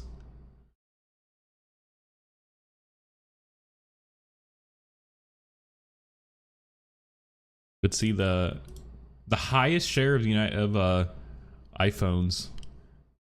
Denmark, Monaco, Macau, Australia. It's an interesting top 10.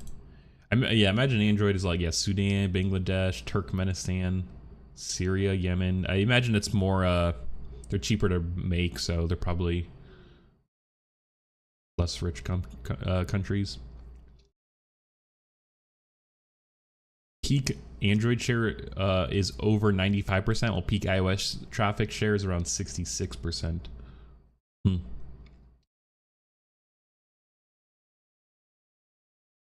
HTTP versions. Imagine we want the new one. Our website technologies. Here we go. This is kind of the next big one. Go is the most popular choice. Oh, cool.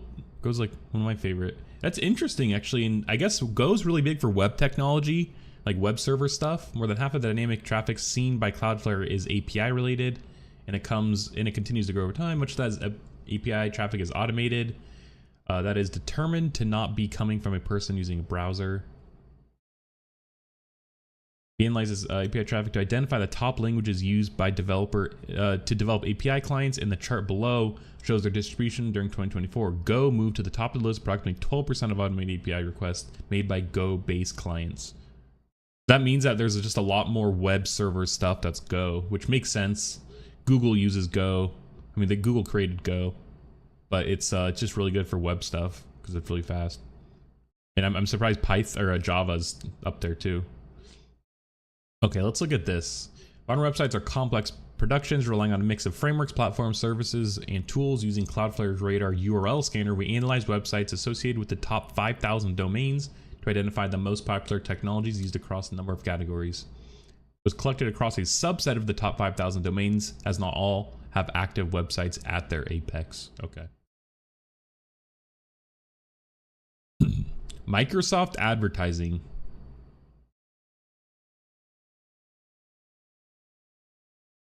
I would have not guessed that for advertising. I would assume it was like Meta or Google. I don't even see Meta on here.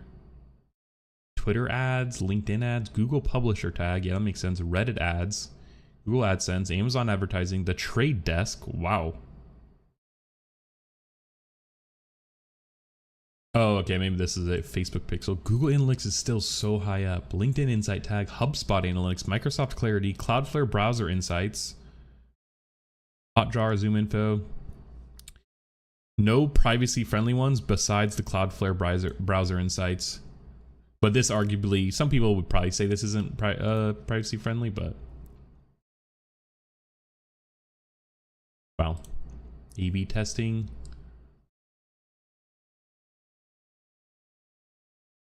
Okay, this is I want to see this content management system. So WordPress is still crazy high.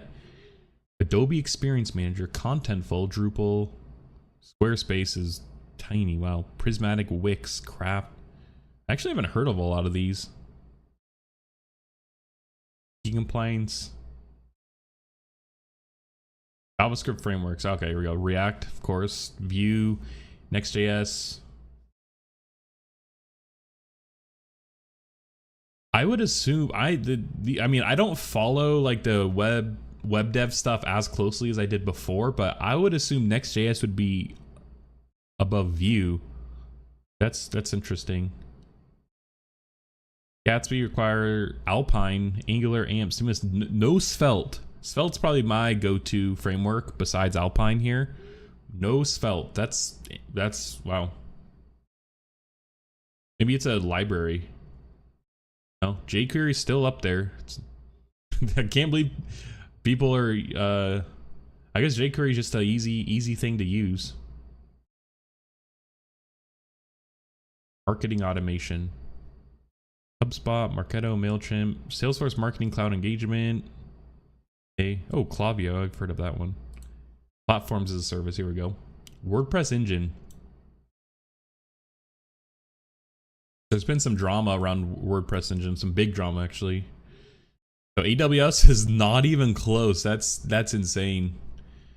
You got Vercel, Azure, Atlassian, Start Page, Netlify, Pantheon, GitHub Pages. Wow. Also, no Cloudflare. I'm surprised. Cloudflare's own product isn't on here. They have Cloudflare Pages, which is what my website is currently being hosted on. But I've used Vercel before. Vercel's good. And Netlify is what I use probably the most before too. Like outside of Cloudflare Pages, I used Netlify for a long time. And same with GitHub Pages. So interesting. Programming technologies.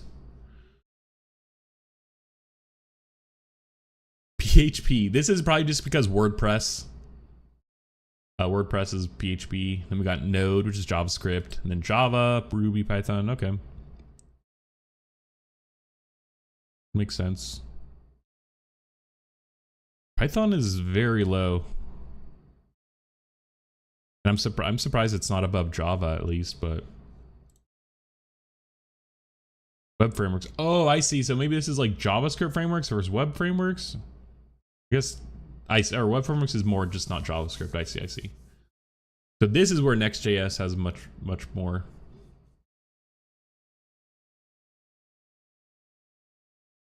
Ruby on Rails, Spring. So this is Java. It's interesting that Spring is very low, but Java is still high. Django, this is Python. I'm surprised this is this low too. Laravel, which is PHP, and Livewire, which is JavaScript. Yee, I've never heard of Yee. Cool, interesting. API client language popularity. Yeah, we looked at that. Search engine market share. It's not even close. We saw a little dip here, but not even close. It's also interesting. DuckDuckGo is much bigger than people think. Like they are one of the big guys. They're very popular. Cool to see. But we got Google, Yandex, which is the Russian Google essentially. Although I think they're trying to separate themselves from Russia. I think the actually like owner of or the founder of Yandex like fled Russia recently. We got Baidu, which is the Chinese Google. Bing, which is crazy that it's even 2.6%, but it's probably just because it's default on like Windows computers with Edge and shit. Cheap viewers on bro, get out of here. How come these guys always come on here like? What do they think is going to happen?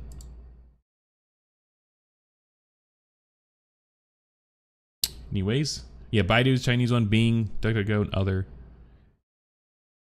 I wish that we had the other breakdown. Oh, so this is actually overall. Okay, this is interesting. Let's look at Android. Google is higher on Android. That makes sense. That makes sense. It's even higher on iOS. This goes to show, Google paying to be the default spot, seriously paying out. Okay, so this is the platform is interesting because let's look at Windows, and I bet we'll see Bing be higher. 10%. It's actually so much different. Oh my. Okay, this is overall. Go to Android. Okay, Google's higher. Baidu is higher. Yandex is higher. In Bing, it came from they took it from Bing and other. DuckDuckGo is about the same. So these three took the market share from the bottom. Desktop, Google is much lower. Bing is a lot higher, and that's probably because of Windows, which we'll look at. Yandex, Yahoo. So Yahoo's actually up here now. And DuckDuckGo is a like single digit. Wow. We could actually see Google pick up here towards the end. We got Mac. Wow, DuckDuckGo's second in with Mac on Macs. That's interesting. Okay, mobile. Google, Baidu, Yandex, DuckDuckGo. Okay. Bing is way lower on mobile. And then Windows. Bing 10%, yeah. Compared to just desktop, Bing's 8%. And then Mac OS, Bing is 1%. This really shows about the platform. And this honestly works against Google, where this is just showing that the platform really does matter, because you could have the default search be whatever you want if you own the platform. So it's no different than Microsoft to Bing as Google is to Android or Chrome or whatever. Microsoft to, you know, Edge.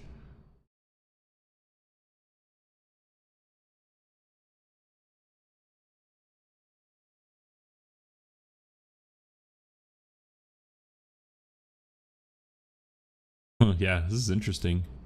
Then iOS. Yahoo Japan. Wow.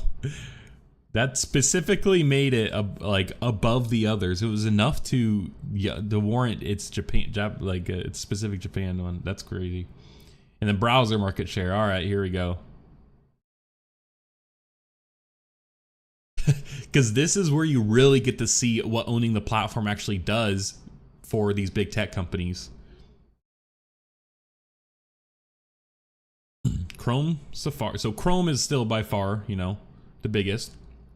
And that's Safari, which is Mac only, I'm pretty sure. I don't know if I could download it on Windows or Android. Edge, which is default for Windows. Safari default for Mac. Firefox, which Firefox is default for some Linux distros. Samsung Internet, and then other. I think that other actually has a pretty significant share. Then Android, yeah, 85%. Yeah, these two. I mean, this is default, I assume, on Samsung phones, which are Android. Yandex, UC browser. I don't know what this one is. Opera is 8.8%. Huh. Desktop. Chrome is 66. Edge, Firefox, Safari, Opera, other. I wonder what if Opera has more users than Brave.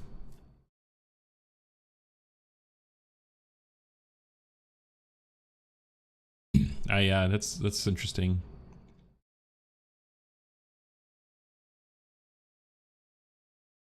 Yeah, I mean, look, this is like, oh, Brave actually has a market share on a Mac OS. That's crazy. It's shown up here. More than Opera. So on desktops overall, they just must not have as much. But I guess this is like a crazy, let's look between Windows, or look, Android, or no, we're not there yet. Okay, so yeah, Mac OS though. But yeah, I mean, the share is much lower. Now mobile, Chrome and Safari makes sense. Samsung Internet makes sense. UC browser, this must just be mobile.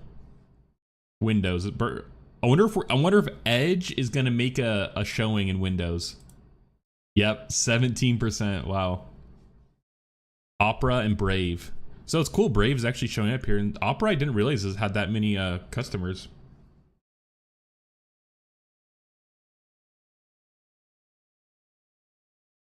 But yeah, it's still actually above overall average on Windows for Chrome. But the only place Edge has market share. Well, I don't know if there's an Edge. Oh no, actually no, there is an Edge app. In iOS, I wonder if a lot of iOS people do use Chrome still, but I wonder if Safari will surpass. Oh, Jesus, not even close. Wow. And DuckDuckGo browser actually on iOS. Wow. This is interesting. This is an interesting to see this broken out like that by platform and operating system. Internet outages.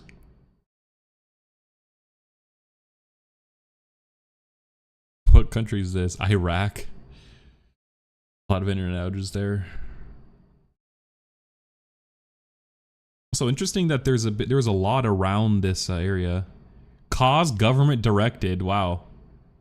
This is cable cut. Wow.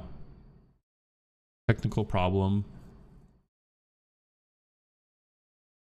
Military action. Cyber attack.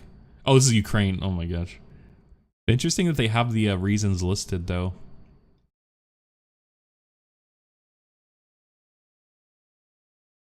Bermuda, weather, unknown technical problem. Oh, here we go. Government directed. That's interesting. Cable cut. Known military action too is an interesting one. Yeah, makes sense. Yeah. Yeah. Yep, censorship. Yeah, especially in the kind of like third world-ish countries. I mean, we see like, I mean, just by continent, kind of Africa here, Middle East is rough. Just like high conflict areas. And internet quality. I mean, this is IPv6 adoption. I mean, this is, I imagine this is slowly growing, as I hope it should. But yeah. Download speed, internet quality. Spain had highest download speed in 2024. By like pretty big margins. South Korea has always been up there. And the others are kind of surprising. Spain, Hungary, Romania, Portugal, Israel, Jamaica, Malaysia, Denmark. Like this is quite the spread here. Upload. About the same. Although, interesting to be ranked higher on upload than you are download. Like, that's interesting. Idle latent. I don't know if latency matters, but huh. Spain is top of the charts on both, though. That is very surprising. Cool to see, though. 70% of the world population uses smartphone. Primary uses of means of internet access. 100 countries, regions had a majority of traffic from mobile devices. Still, though, desktop is double of what mobile is, at least in the United States. I assume it's probably primarily from like work. That's why, and because I just don't imagine most people nowadays actually owning desktops unless you have a use for higher compute, because I feel like laptops are probably suffice for most people. But it's interesting to see that still majority traffic. So I assume that's probably from work, the desktop traffic, and mobile's more for personal. At least just the majority. Even worldwide, it's still more, but I think the trends are probably the same.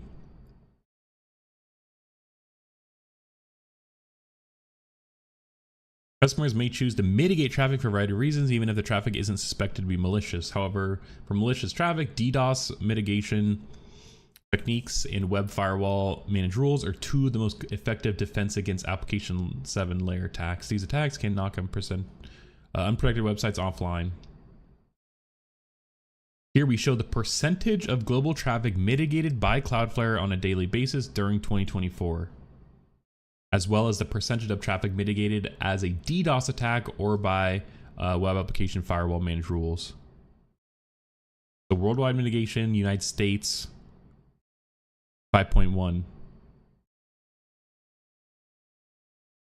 So I wonder if this is saying that 6.5% was mitigated. Oh, I see. Only 5.1% was mitigated. Okay, got it. I thought the United States made up this 5.1% made up the 6.5%, but that's not the case.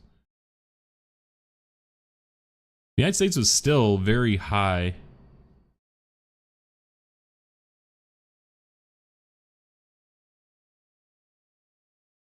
Bot traffic. Non-human internet traffic monitoring bot levels can help spot potential malicious activities. Cloudflare maintains a list of verified bots. Yeah, this radar.cloudflare.com, it's actually really cool. I'm not going to click on it because I I don't want my IP to leak, but there's a lot of cool stuff you could browse on here if you're interested in like internet traffic statistics and data. 68% came from the top 10 countries for bot traffic. And that a significant amount of it comes from networks associated with Cloudflare or with cloud platform providers. Interesting. Iran is up there. That's interesting. Same with China. It's Iran though. That's very interesting.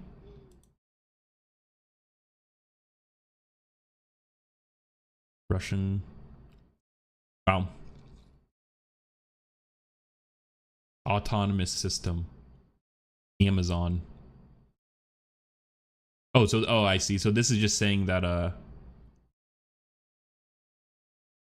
assuming this is like the servers they come from. So it's like Amazon, like O2 must be like some label. Amazon AES, Google, Microsoft Corp, MSN, ASBA, Google Cloud Platform, Hetzner. So I guess maybe this is saying that like just Google in general, like its own bots, and then this one is Google Cloud Platforms. Those are people on their cloud service providers. Hetzner is a big European host. Iran cell. Is this Iran? Is this why it's so high up? Apple Engineering, DigitalOcean, another cloud provider. OVH, big cloud provider. ChinaNet Backbone, number 31, Jingrong Street. I wonder what that means. Alibaba. CNNet, Alibaba US Technologies. Oh, this is US technology, but it says ChinaNet. Cloudflare. Facebook, Comcast. China. AT&T. Enron.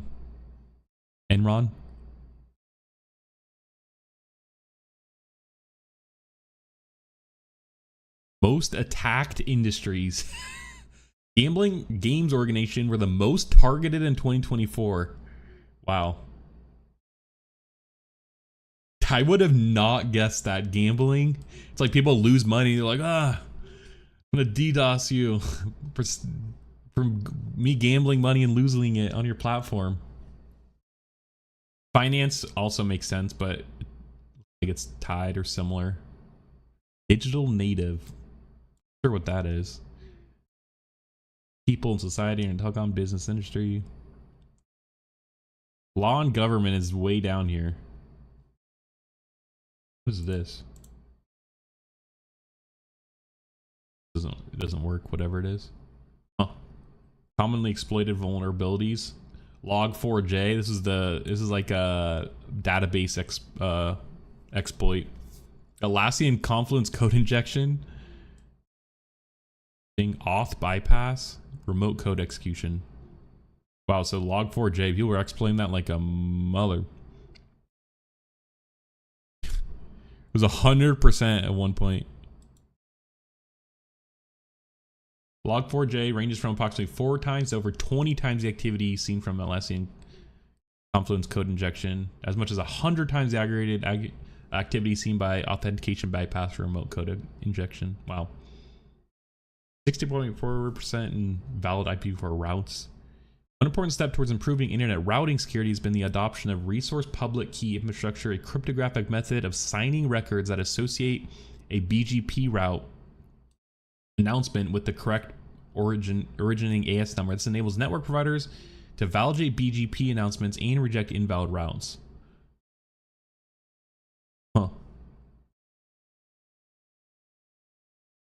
Malicious emails. 4.3% of emails are malicious. That is way lower than I would think.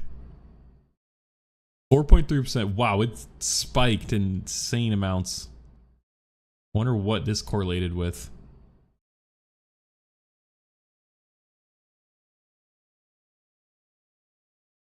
Top email threats.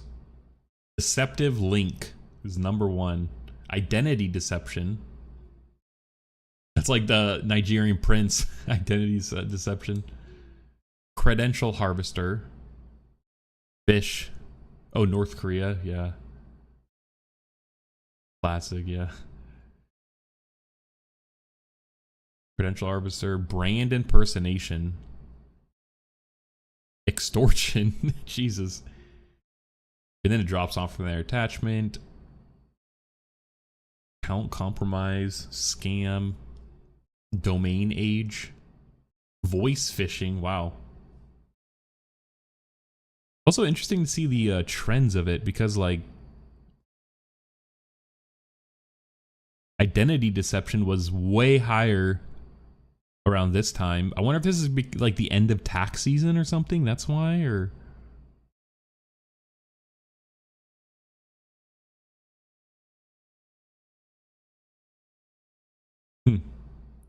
like the beginning of the year, it was extortion. We're seeing like the what's cool for like email threats. Extortion was 86%. Wow. Wonder if that's because it's around the holidays, so like people are just like trying to get money out of people. Top level domain names, known as TLDs, are found in the rightmost portion of a host name. Yeah. Okay.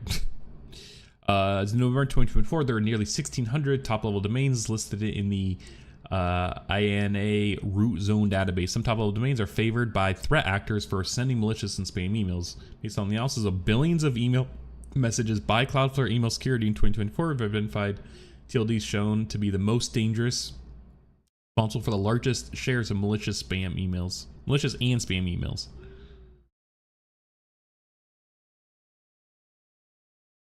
So ws.lol, bar inc. Okay,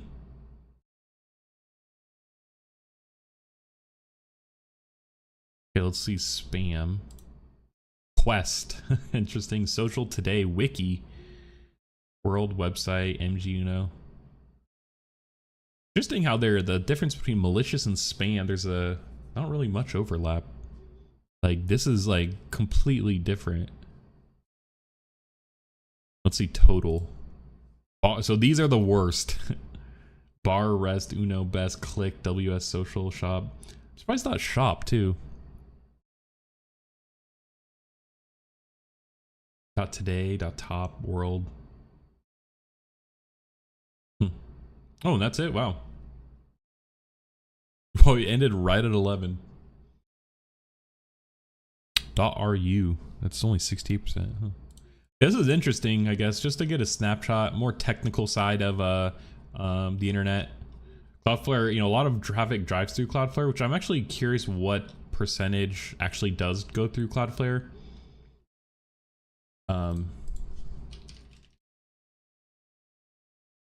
Internet traffic goes through Cloudflare.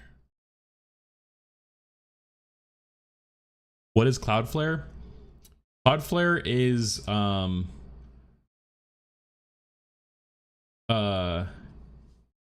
they're just like a developer platform, I guess. I use them I buy my domains through Cloudflare. Let me log in. They do a lot, but I actually own stock in Cloudflare. It's one of my better performers. Very volatile though. And it's one of those companies that I feel like is undervalued for what they do. Like, still, what percentage of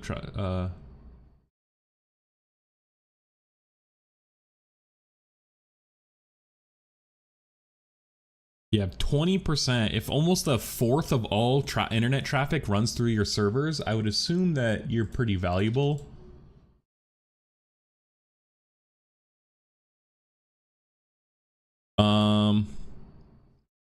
I'm just trying not to leak anything. Okay, so yeah, I have all my domains registered through Cloudflare. My website is hosted on Cloudflare Pages. Cloudflare has workers, which is like serverless compute, so you could run like run code in a serverless platform. whereas like essentially it's just a server on demand. They have R2, which is competing with Amazon's S3, which is object storage, so just kind of internet storage. They have D1, which is a database.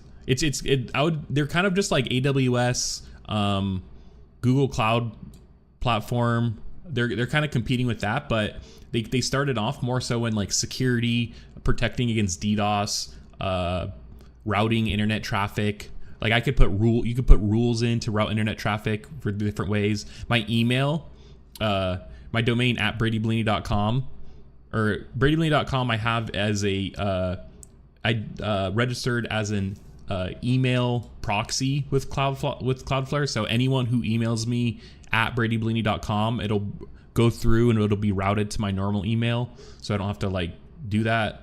They have AI stuff too through that. So I mean, it's just kind of like a toolkit for running a website. They also have analytics. You could like, they have a lot of like image optimization stuff and like video streaming. They just recently announced calls. They could build like apps using the Cloudflare network for like calling. So yeah, they just have a bunch of stuff like that. I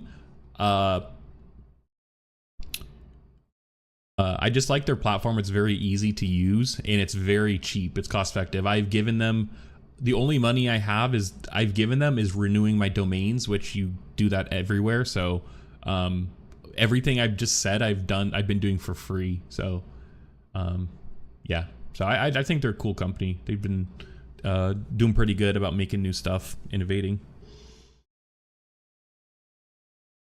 But they're still not really that profitable, which is the hard part. They are, but just barely, and only in some places.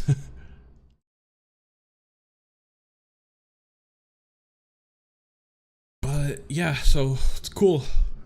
They also have they publish a lot of blog posts. Since they have so much internet traffic that goes through them, they publish a lot of interesting insights and blog posts.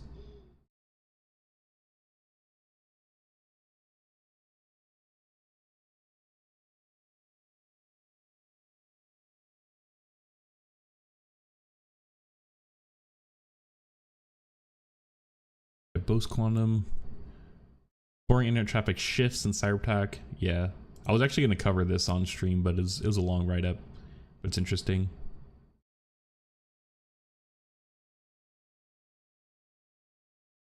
Free business level service to media organizations, human rights defenders, and non-profit organizations. Cool. Dang. DDoS requests mitigated U.S. political election-related websites. Said it started in September, October, November. Yeah, and this also aligns with kind of you saying the elections, which, yeah, seems like a big indicator.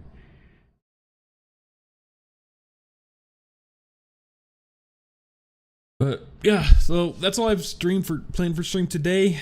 Back at it 9 a.m. tomorrow. I want to try and highlight another AI startup tomorrow. Actually, maybe we'll do I did plan to do this one. This is the company, this Waveforms AI is the company that made the voice for ChatGPT, and they're trying to make audio intelligence, but mainly it's emotional intelligence, like understanding, being able to have voice, robot generated voice that has like sounds like it has emotion in it. Speech Turing test. A lot of problems though is like with these companies that they just don't have much information out there. Like this website is all they have, and there's just not much more. Like this is all they're like, that's it. Like this is all they have. They don't have a product yet. So I want to like cover them and understand them more, but no one is there's just not any information out there. But, oh well. So cool. All right, let me just, yeah, thanks for watching everyone. Back tomorrow 9 a.m. Interview them. Yeah, I don't have enough poll yet. eventually. But yeah, 9 a.m. tomorrow. Thank you. Appreciate it. Appreciate everyone showing up. Really do. Yeah. Streamed on X today, but no one viewed it on X. Not sure how it works on there.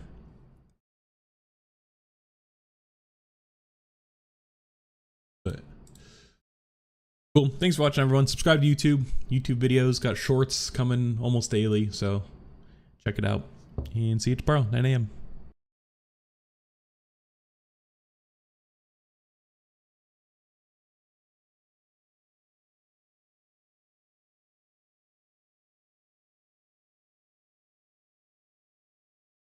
Figure out how to stop all these streams.